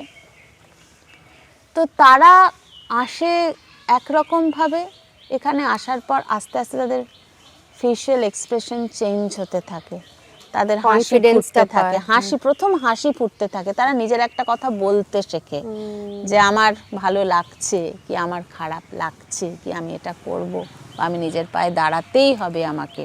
এইগুলোর সাথেও যে আমি যুক্ত হলাম, এইভাবে যুক্ত হওয়ারও কিন্তু আমার মনে হয় কথা ছিল না আমার। আমি কিন্তু শিক্ষিকা হতে চেয়েছিলাম, আমি গানের শিক্ষিকা হতে চেয়েছিলাম, আমি কিছুদিন শিক্ষাসত্রে পড়িয়েছি, কিছুদিন বিনয় ভবনে করেছি, কিন্তু সবটাই আমার কিন্তু অ্যাজ আ গেস্ট, মানে গেস্ট লেকচারার। তো যাই হোক, তো এখানে আমার একটা কীরকম, আমাদের প্রত্যেকটা মানুষেরই তো নানান রকম স্বপ্ন থাকে যে কীভাবে নিজেকে দেখতে চাই। তো আমি এরকম একটা কিছু দেখতে চেয়েছিলাম, সেটা হয়নি, বিভিন্ন পরিস্থিতি পরিবেশ জন্য হয়নি। এর মধ্যে আবার চলে আসে নানান ধরনের পলিটিক্স। শান্তিনিকেতনের একটা নিজস্ব পলিটিক্স আছে, সেই পলিটিক্সের শিকার কিন্তু এই পরিবারও। মানে এটা এরমভাবে বলাটা ঠিক কিনা জানি না, এই পরিবারের একটা ছাপ আছে। তো এই প্রত্যেকটা জায়গার একটা করে একটা শিলমোহর মানুষ অজান্তেই কিন্তু দিয়ে দেয়। তো সেই শিলমোহরের ছাপটাও আমার মাথার উপরে পড়লো। এবং এখানে এরকম অনেকগুলো শিলমোহর আছে শান্তিনিকেতনে। তো প্রথমে না অতটা বুঝতাম না, যে আমি বুঝতাম না এবং বিশ্বাসও করতাম না। আমার বলা কতটা শোভা পায় জানি না, যে অনেক ধরনের শিল্পী আছেন, অনেক বড় বড় শিল্পী আছেন, সবাই প্রণম্য, সবার প্রতি সমান শ্রদ্ধা রেখে আমি বলছি যে শুধু আমি এই বাড়ির একজন সদস্য বলে বলছি না, যে কণিকা বন্দ্যোপাধ্যায়ের যে গায়ন শৈলী বা কণিকা বন্দ্যোপাধ্যায়ের যে গাওয়ার ধরন, যে কণিকা বন্দ্যোপাধ্যায় রবীন্দ্রনাথের গানের প্রচার এবং প্রসারের ক্ষেত্রে একটা মুখ্য চরিত্র, এবং সেটা রবীন্দ্রনাথ নিজেও বুঝেছিলেন বলেই তো এইভাবে তাকে গানের মধ্যে নিয়ে এসেছেন। তো সেই যে স্টাইল অফ সিঙ্গিং, যেটাকে আমরা ক্লাসিক্যালে ঘরানা বলি, রবীন্দ্রসঙ্গীতে অনেকে ঘরানা কথাটা ব্যবহার করে, তো সেটা একটা আলাদা ধরন। সেটা তো একটা একটা গানকে দেখারও একটা অন্য ধরন, একটা সুরের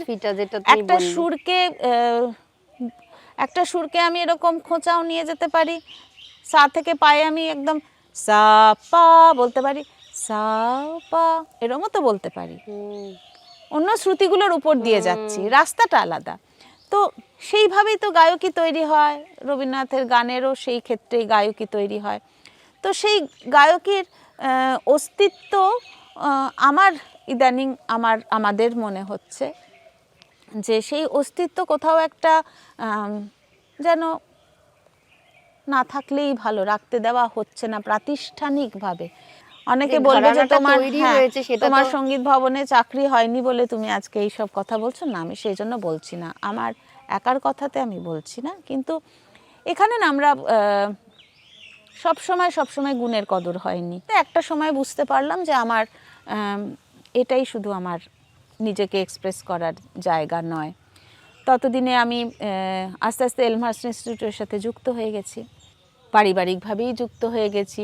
ওদের এখানে যে মেয়েরা থাকে, দু ধরনের হোম আছে, 6 থেকে 18, 18 থেকে 55। তো তাদের জীবনযাত্রার সাথে আমি অনেকটাই পরিচিত। তারা আমাকে খুব ভালোবাসতো, এখনও বাসে তারা, কিন্তু মানে সেই সময়ের কথাটা বলছি, তখন হোমের প্যাটার্নটা আলাদা ছিল। আস্তে আস্তে আস্তে আস্তে আমি বুঝতে পারলাম যে আমার ওইখানের থেকে এদের কাছে, ওদেরও আমাকে প্রয়োজন, আমারও ওদেরকে প্রয়োজন। আমার নিজেকে ওদের মধ্যে আমি অনেক আনন্দ পাচ্ছি। ওদেরকে একটা কিছু শেখাতে পারলে, ওদের সাথে একটু ইন্টারঅ্যাক্ট করতে পারলে ভাবছি যে আমার কি দুঃখ, ওদের দুঃখের কাছে আমার অবসাদ, আমার দুঃখ কোনো মূল্যহীন। তো সেইভাবে আস্তে আস্তে আস্তে আস্তে কিন্তু আমার একটা একদিকে যেমন একটা শিল্পী সত্তা, একটা ক্ষোভটা মিটে গেছে। ক্ষোভ ঠিক নয়, মানে একটা ইচ্ছার, একটা নিজেকে দেখার একটা ইচ্ছা ছিল। তো সেইটা থেকে আমি ওদের মধ্যে কখন যে মিশে গেলাম, এবং ওরা আমাকে এত আপন করে নেয়। আর মানে আমি তো ওদেরকে কন্যাই বলি, ভালোবাসা। হ্যাঁ, ওরা তো আমার কন্যা, সবাই কন্যা। আর এবং সবচেয়ে এখন যেটা ভালো লাগে, এখন না ওরা বোঝে যে অনেকে আছে, এখানে তো অনেক ডিসেবল মানুষও আছে যারা বিভিন্নভাবে অসুবিধা, হয়তো কথা বলতে পারে না বা শারীরিক অন্য কোনো অসুবিধা। তো আভাস ইঙ্গিতে আমাকে এরকম করে বোঝায়। ওরা বোঝে যে, ওরা ভাবে যে আমাকে বললে আমি একমাত্র উদ্ধারকর্তা। এইটাতে আমার খুব মজা পাই, এটা আমি খুব নিজেকে মনে করি যে ওরা তো অন্তত ওরা আমাকে ভাবে যে আমি ওদেরকে একটা কোথাও পৌঁছে দিতে পারবো, ওর বাড়ির ঠিকানা খুঁজে দেওয়ার জন্য ওদের মনে হয় যে আমাকে যদি ওরা বলে তাহলে ঠিক জায়গায় কথাটা পৌঁছাবে। সত্যি তো তাই, কারণ যারা দুবেলা হোম দেখছে, যে হাউস মাদাররা বা যে মাল্টিপারপাসরা, ওরাও তো এক ধরনের মা, প্রতিদিন ওদের নিয়েই ডিল করছে। ওরা সমানেই আশ্বস্ত করে, হ্যাঁ আমরা ঠিক করব, সবই ব্যবস্থা হয়, কিন্তু সরকারি একটা প্রসিডিওর আছে, সেগুলো হতে সময় লাগে। তো ওরা এরকম মনের কথা শেয়ার করে, আমাকে জাপটে জড়িয়ে ধরে, একদিন দুদিন যদি না থাকি তাহলে কেন আসিনি জিজ্ঞাসা করে। তো ছোট্টগুলোও আছে, একদম 6 বছর থেকে, এরকমও আছে 6 বছর 7 বছর, আবার 50 ঊর্ধ্বও রয়েছে মানুষ। তো ওদের আমরা নানানভাবে স্বাবলম্বী করার চেষ্টা করি। যারা ছোট তাদের তো মানে ফর্মাল স্কুলিং চলে, তার সাথে ওরা নাচ শেখে, ওরা গান শেখে, ওরা নাটক করে, ওরা রক্তকরবী করেছে। তো সেই সমস্ত ওদেরকে শেখাই, তার সাথে ওদেরকে আমরা সেলাই শেখাই। ওরা ভীষণ ভালো কাঁথা স্টিচ, কাটিহারি, নানান ধরনের স্টিচ, কাটিং এইগুলো করে, বাদনি শেখানো হয়। বিভিন্ন জন এসে, মানে এখানে কি হয়, কিছু তো ফর্মাল শিক্ষাগুলো চলে, তারপরে মানুষ যেই আসে এত ভালোবেসে ফেলে, ওদেরকে তখন ভেতর থেকে ভেতর কাজ থেকে ওরাই মনে করে যে আমি একদিন এসে তোমাদেরকে এটা শিখিয়ে যাব, বা তোমাদেরকে একদিন আমরা নাচ শিখিয়ে যাব বা গান শিখিয়ে যাব, এরকম এইভাবে মানে ওদের সাথে আমার জীবনের একটা বড় দিক ওদের সাথে। এবং এক্ষেত্রে বিশাল বড় ভূমিকা কিন্তু আমার শাশুড়ি মার, মানে ওদের সাথে যে কি করে মিশবো বা এই যে মেশাটা আমি শিখলাম, এটা তো আমাকে হাতে ধরে এরমভাবে শেখাতে হয়নি, আমি উনাকে দেখে শিখেছি। মানে রুনুমাসি যে কি অবলীলায় একজন বিদেশ থেকে এলো, তার সাথে বসে কথা বললো, তারপরেই সাথে সাথেই ওই একজন কি বলে মোড়াওয়ালি এলো, তার সাথে একই রকম সেম ইম্পর্টেন্স দিয়ে কথাটা বললো ওই বিদেশি ভদ্রলোককে। রেসপেক্ট, সবার প্রতি respect। এইটা কিন্তু একটা শিক্ষণীয় জিনিস, মানে আর পুঁথিগত শিক্ষার বাইরেও যে কত রকম শিক্ষা আছে। আর অবশ্যই ফিল্ডের এইটাই তো ফিল্ড, আমাদের তো অনেক ধরনের ফিল্ড ওয়ার্ক হয়। তো আমাকে একবার পম নিয়ে গেছিল একটা ব্রথেল এরিয়াতে। তো আমাদের এখানে অনেক ব্রথেল এরিয়াতেও কাজ হয়, যারা এই ধরনের কর্মী তাদের নিয়েও আমাদের কাজ হয়, তাদের অ্যাওয়ারনেস, তাদের স্বাস্থ্য, তারা কিভাবে চলবে, আমরা তো তাদের অকুপেশন থেকে তাদেরকে তো আমরা সরিয়ে দিতে পারি না, তো তাহলে তারা কিভাবে জীবন ধারণ করবে। তো সেরকম ওখানে পমকে ওরা ভীষণ ভালোবাসে, ভাই ভাই করে কথা বলে। ওদের কাছে দেখেছি, ওখান থেকে আমি একটা অদ্ভুত শিক্ষা আরেকটা পেয়েছি, যে অবলীলায় মানে কোনো অস্বস্তি ছাড়া ওরা ওদের সমস্ত ধরনের ফিজিক্যাল প্রবলেম, মানসিক সমস্যা কিন্তু মহিলাকে না, একটা পুরুষ মানুষকে খুলে বলছে, পমকে কিন্তু খুলে বলছে। সেখানে কখনো মনে হয়নি যে কেউ অন্য কমিউনিটি থেকে এসে ওদের সাথে, মানে এইগুলো জীবনে চলার পথে আমি ভীষণভাবে শিখেছি। মানে জীবনের যাত্রাটা হঠাৎ পাল্টে গেল, আমি ভীষণ শান্তিনিকেতনে পড়াশোনা করা, একদম গান গাওয়ার রেগুলার, এখানকার মানুষদের মতো থাকতে থাকতে আস্তে আস্তে আমার যে এই যে এদের সাথে মিশতে পারার যে একটা সুযোগ, জীবনে তো এগুলো না জানলে জীবনের কিছুই জানা নেই। মানুষ কোন লেভেল থেকে কোথা থেকে কিভাবে জীবন ধারণ করে, এইটা এই প্রতিষ্ঠানের সাথে যুক্ত হতে না পারলে, না দেখলে বুঝতেই পারতাম না। এটা আমার জীবনের একটা অদ্ভুত অদ্ভুত অধ্যায়। সিনেমার জন্য অফার আসেনি গান গাওয়ার জন্য? না, কেন? একদম না। তুমি এত ভালো গান গাও। না, আসলে সবসময় অফারটা বোধহয় ভালোর উপর নির্ভর করে না, জানি না, কিন্তু সত্যি কখনো সিনেমার কোনো অফার আমার পপুলারিটির উপর ডিপেন্ড করে তোমার? নিশ্চয়ই তাই, অবশ্যই তাই। তুমি চেষ্টা করেছো কখনো? না, আমি যে বললাম ওই যে আমার ওই ধরনের সেলফ ইয়েটা নেই, ঠেলাটা নেই, নিজেকে নিজে যেমন প্রমোটটা। আমরা ঋতপাদিকে দিয়ে কি সুন্দর একটা, মানে আমাদের যেই কপালে লেখা টেখা কিছু নেই, ঋতপাদি যে এত সুন্দরভাবে রবীন্দ্রসঙ্গীতের বাইরে সেই গানটা গাইবে, এবং তার জন্য আমি পুরোটাই আকাশকে একদম, মানে এটা না, এটা সত্যি বলছি, এটা আমিও ভাবিনি। আমাকে বললো, আকাশ বলছে ঋতপাদিই পারবে এটা। ঋতপাদি রবীন্দ্রসঙ্গীত, তুমি দেখো, আমি বলছি ঋতপাদিই পারবে। এটা সত্যি বলছি, এটা মানে এটা আমার জীবনের খুব মজার একটা, মানে আমার ভীষণ একটা মজার সময়। এই জন্য বলছি যে আমাকে আকাশ ফোন করে যখন বলল, আমার না, আমি প্রথমে কিন্তু আমার সবসময় এইটা মাথার মধ্যে ঘুরে, যে বললাম না, এটা কি মানে সরল বন্ধু বলে বা ওরম বলে, এটা কিন্তু প্রথমে একটা মাথার মধ্যে যে আসেনি তা না। আমি তখন বললাম, দেখ, আমি তো একদম আদ্যপান্ত রবীন্দ্রসঙ্গীত, আমি অন্য গান ভীষণ ভালোবাসি, সবসময় গাই, বাড়িতেও গাই, কিন্তু পাবলিকলি আমি কখনোই গাইনি। কিন্তু আকাশ বললো, দেখো না, আমার ভীষণ, ও তখন আমার ভীষণ, ওরমভাবে তো আমি ওকে জিজ্ঞাসা করিনি, ও বলছে আমার ভীষণ মনে হচ্ছে যে তুমি এটা পারবে, তুমি একবার শুনে দেখো। তখন আমি বললাম, ঠিক আছে, আমি শুনি, তুমি শুনে তুলে আমাকে একটা রেকর্ড করে মোবাইলে পাঠিও। যদি মনে হয় যে একদম আমার হচ্ছে না, তাহলে কিন্তু একদম ডাইরেক্ট বলিস, আমি কিচ্ছু মনে করবো না, কোনো অস্বস্তিরই ব্যাপার নেই, কারণ এটা এইটুকু পারাটাই আমার কাছে একটা এক্সট্রা পাওনা।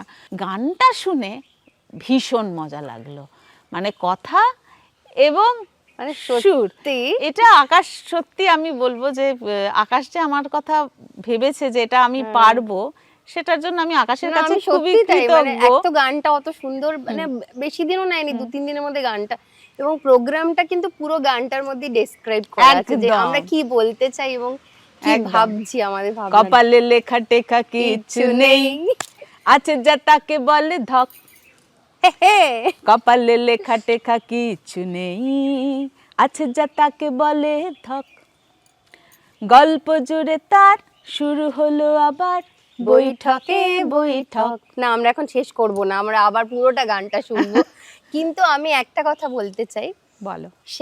এটা তোমাকে না, এটা আমি আমার আচ্ছা। দর্শকদের বলতে চাই যে এটা কিন্তু একটা স্পেশাল এপিসোড হচ্ছে, কয়েকটা হবে পরপর করে শান্তিনিকেতনে। এটা ভাবনার মধ্যে একটা হচ্ছে প্রকৃতি, আর দ্বিতীয়ত হচ্ছে যে যেখানে বসে যেখানকার গল্প শুনতে ভালো লাগে, এই যে একটা মাঝে মাঝে হাওয়ার মধ্যে ফুলের গন্ধ, পাখির আওয়াজ, এটার মধ্যে যে মজা আছে এটা একটু ফিল করতে চাইলাম। আমার মনে হয় আপনাদেরও ভালো লাগবে বদ্ধ ঘরের মধ্যে না থেকে প্রকৃতিতেই নতুন এপিসোডগুলো যদি ভালো লাগে তাহলে বলবেন। আমরা চেষ্টা করবো এইরকম ভাবে যদি আরো অনেক এপিসোড করতে পারি। একটা অভিনবত্ব ভাবনা আনা হয়েছে যে ঘরের বাইরে যদি করা যায়। আর তার সাথে আমি কিন্তু চায়ের কাপ নিয়ে এসেছি সঙ্গে করে, কারণ বৈঠকের কেক আছে তো। কেক আছে যেটা আমরা এখনো খাইনি। ভীষণ ভীষণ কফি favorite। ওয়ালনাট হ্যাঁ, কেক জন্মদিনে দারুণ। প্রত্যেক বছর এটা আসে। বৈঠক থেকে। আমাদের এলমহার্স্ট হেল্প করছে, আমাদের যারা আছি আমরা তাদের খাওয়া দাওয়া যোগান দিয়ে।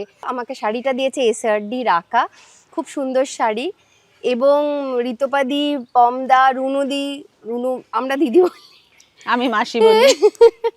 অসংখ্য ধন্যবাদ আমাদের এই এপিসোডটা করার জন্য এবং আমাদের সাহায্য করার জন্য। আমরা টিম নিয়ে মানে রাত থেকেই আছে, উৎপাত করছে, যে সারাদিনটা এখানে উৎপাত করব। আরো বেশি মজা লাগছে যে বৈঠক থেকে বেরিয়ে এসে এখানে আমরা তো বৈঠকেই চায়ের আড্ডাটা বেশি আমাদের হয় তো কলকাতায় গেলে। তো স্বরলিপি অনেকদিন বাদে শান্তিনিকেতন আমাদের এই চত্বরে বসে আড্ডা, অনেক পুরনো স্মৃতিও মনে পড়ছিল। হ্যাঁ। সে তো মনে পড়বেই, নিজের বাড়ির ক্যাম্পাসে বসে এরকম একটা আড্ডা দিচ্ছি, মাঝখান দিয়ে প্রজাপতি উড়ে গেল, তোর গায়ে বসতে বসতে বসলো না। যাই হোক, এবার তোমাকে একটুখানি আমরা ঝটপট আগুনে ঝাঁপ দেব, কিছু প্রশ্ন করব এক আচ্ছা। কথা, ঝটপট উত্তর দেবে, ভাববে না বেশি। হ্যাঁ, আমার আইকিউ কিন্তু খুব কম। হ্যাঁ, অত ভাবতে হবে, মানে আইকিউ এর প্রশ্ন আমরা ও, করি না। আচ্ছা। বরফের দেশ না মরুভূমি? এখন বরফের দেশ। হ্যাঁ, হ্যাঁ, কি বলছো, যে একদম। লিখেছে সে ইয়ে হয়ে গেছে আর কি, কনফিডেন্স হারিয়েছে। কোন খাবার খুব প্রিয় কিন্তু ভুঁড়ি হয়ে যাচ্ছে বলে ভয় খাও না? সেটা হলো সিঙ্গাড়া। হ্যাঁ, বাহ। ছোটবেলায় ভেবেছিলাম যে যেদিন প্রথম চাকরি করব, প্রথম মাইনে পেলেই এক ঠোঙা সিঙ্গাড়া কিনে একা খাবো, কাউকে দেবো না। খেয়েছো? না, তাই হয়। ছোটবেলার এই স্বপ্নগুলো আর বড় হয়ে হয়? সত্যি। রবীন্দ্রসঙ্গীতের বাইরে প্রিয় বাংলা গান? অন্য গান পছন্দ আমার, বাবার খুব বন্ধু ছিলেন কলেজের, যাদবপুর ইউনিভার্সিটির বন্ধু, মা বাবা দুজনেরই বন্ধু, সুমন চট্টোপাধ্যায়। তো একটা সময় মানে একবারে ভীষণ কাছের মানুষ ছিলেন? পছন্দের না, কাছের মানুষ ওরম করে নয়, কিন্তু আমার ভীষণ পছন্দের শিল্পী, ওনার গান। মনে হয় রবীন্দ্রসঙ্গীতের বাইরে ওই গানগুলো যেন আমরা একটু একটু শোনাও। গাই।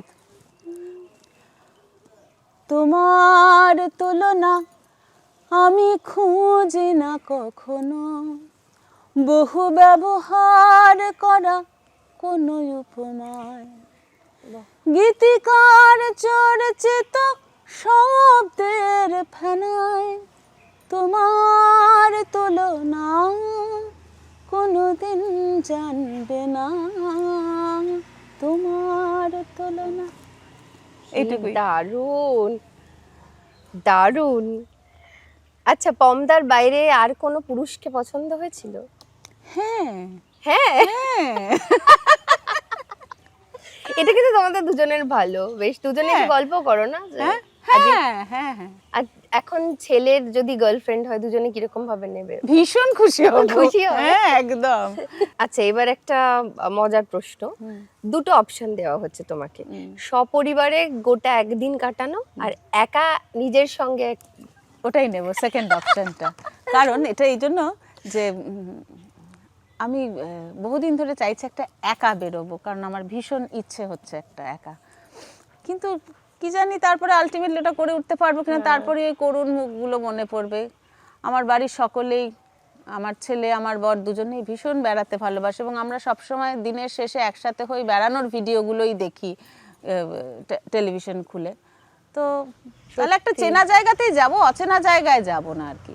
আচ্ছা, আমার একটা জিনিস জানতে ইচ্ছে করছে, দিকে তোমাকে তোমার কিছু ছোট ছোট উপহার আছে, সেটা হচ্ছে যে নিজে তো বোন চেয়েছিলে কিন্তু নিজের ছেলে হয়েছে, তখন কিরকম অনুভূতি? এইটা একটা খুব মজার অনুভূতি। সেটা হলো আমি কিন্তু ভাবিনি আমার ছেলে হবে, আমি তো ভেবেই রেখেছি মেয়ে হবে। কারণ আমাদের বাড়িতে সব বোনেরা, আমাদের একটি ভাই আছে আমার মাস্তুতো ভাই, তাকেই দেখেছি ছোটবেলায়। তো কাজে কনসেপ্টটাই নেই, তো ওরকম মেয়েই ভেবেছিলাম। তারপর যখন ছেলে হলো তখন একটু প্রথমে একটু নার্ভাস লেগেছিল যে কিভাবে মানুষ করব, কারণ খুব ইম্পর্টেন্ট। তো সেই পর্যায়টা ছোটবেলাতেই আমি ভেঙে দিয়েছি। খেলনা ওই ধরনের জিনিসের মধ্যে আমি আলাদা কোনো ক্যাটাগরি করিনি। ওকে রান্নাবাটিও খেলতে দিয়েছি, ও ভীষণ ছোটোবেলা থেকে ভুর করে সারাদিন গাড়ি চালাতো, গাড়িও কিনে দিয়েছি, আবার রান্নাবাটিও কিনেছি, এবং একটা সময় চুটিয়ে রান্নাবাটি খেলেছে এবং ভীষণ রান্নাবাটি খেলতে ভালোবাসতো। সেই করতে করতে ওকে একটু চেষ্টা করেছি অন্যভাবে, কারণ আমার মনে হয় এখন ছেলেদের মায়েদের দায়িত্বটা একটু বেশি, একটু না অনেকটাই বেশি, সেই জন্য আমি খুব সচেতন। ভালো, সচেতনতাই ভালো। চলো তোমাকে এবার একটু ছোট ছোট করে উপহার দিই। ডেজের তরফ থেকে তোমার জন্য আছে 30% ডিসকাউন্ট ভাউচার। বাহ। প্রতীক্ষণের তরফ থেকে আছে 30% ডিসকাউন্ট ভাউচার। বাহ, লোভনীয়। এটা তো সুমিতা দি লাস্ট্রাদার তরফ থেকে আছে দারুণ, 30% দারুণ। Discount voucher. আমার তরফ থেকে আছে একটা 1000 টাকার এটা তো ভাউচার। একদম আমার ছেলের জন্য। হ্যাঁ। আছে একটু সাজসজ্জার জন্য আছে বিবনি স্যালনের তরফ থেকে একটা 500 টাকার ভাউচার। বাহ। সেলিমপুরে আবার বৈঠকের কাছেই আছে ওস্টোর, তার তরফ থেকে একটা 25% ডিসকাউন্ট ভাউচার। আর আছে খাওয়া দাওয়া, যেটা তোমরা ভালোই বাসো, মোটামুটি হ্যাঁ। কম দা তো খুবই ভালোবাসে, রাজন্যও ভালোবাসে, প্রচন্ড। সেটা হচ্ছে হাটারির তরফ থেকে আছে একটা 750 টাকার ভাউচার। বাহ, দারুণ। এবার আমরা কপালে লেখা টেকার পুরো গানটা শুনে আজকের এখানে অনুষ্ঠান শেষ করব। আর আমার মনে হয় আপনাদের এই অনুষ্ঠানটা খুব ভালো লাগবে। এই যে শহরের ইটকাট পাথরের মানে ইট আর বালির বাইরে যে আমরা বেরিয়ে এসে এরকম গাছের তলায় এপিসোড করছি, কেমন লাগছে একটু জানাবেন, এবং ভালো লাগলে অবশ্যই শেয়ার করবেন। এবার শেষ গানটা দিয়ে আমরা অনুষ্ঠানটা শেষ করব। দশভুজান আসে, ভুল তো তারও হয়, তারও জীবন জুড়ে হাজারো পরাজয়, তবুও তার পথে থামার প্রথা নেই, আগলে যায় খুলে চলার খেয়ালে, সীমানা ভোলার দুডানা সেই, কপালে লেখা টেখা কিছু নেই, আছে যা তাকে বলে থক। হে হে, কপালে লেখা টেখা কিছু নেই, আছে যা তাকে বলে ধক। গল্প জুড়ে তার শুরু হলো আবার বৈঠকে বৈঠক, গল্প জুড়ে তার শুরু হলো আবার বৈঠকে বৈঠক। আমাদের এই পর্বের প্রশ্ন হলো আমাদের আজকের অতিথি ঋতপাদি। ঋতপাদির দিদিমার নাম কি? ঋতপাদির দিদিমার নাম কি? ঝটপট উত্তরটি পাঠিয়ে দিন নিচে দেওয়া মেল আইডিতে। আর আপনাদের অনুষ্ঠানটি ভালো লাগলে অবশ্যই শেয়ার করুন, সাবস্ক্রাইব করুন, আর হাইপ বাটনটি প্রেস করতে কিন্তু ভুলবেন না। ধন্যবাদ।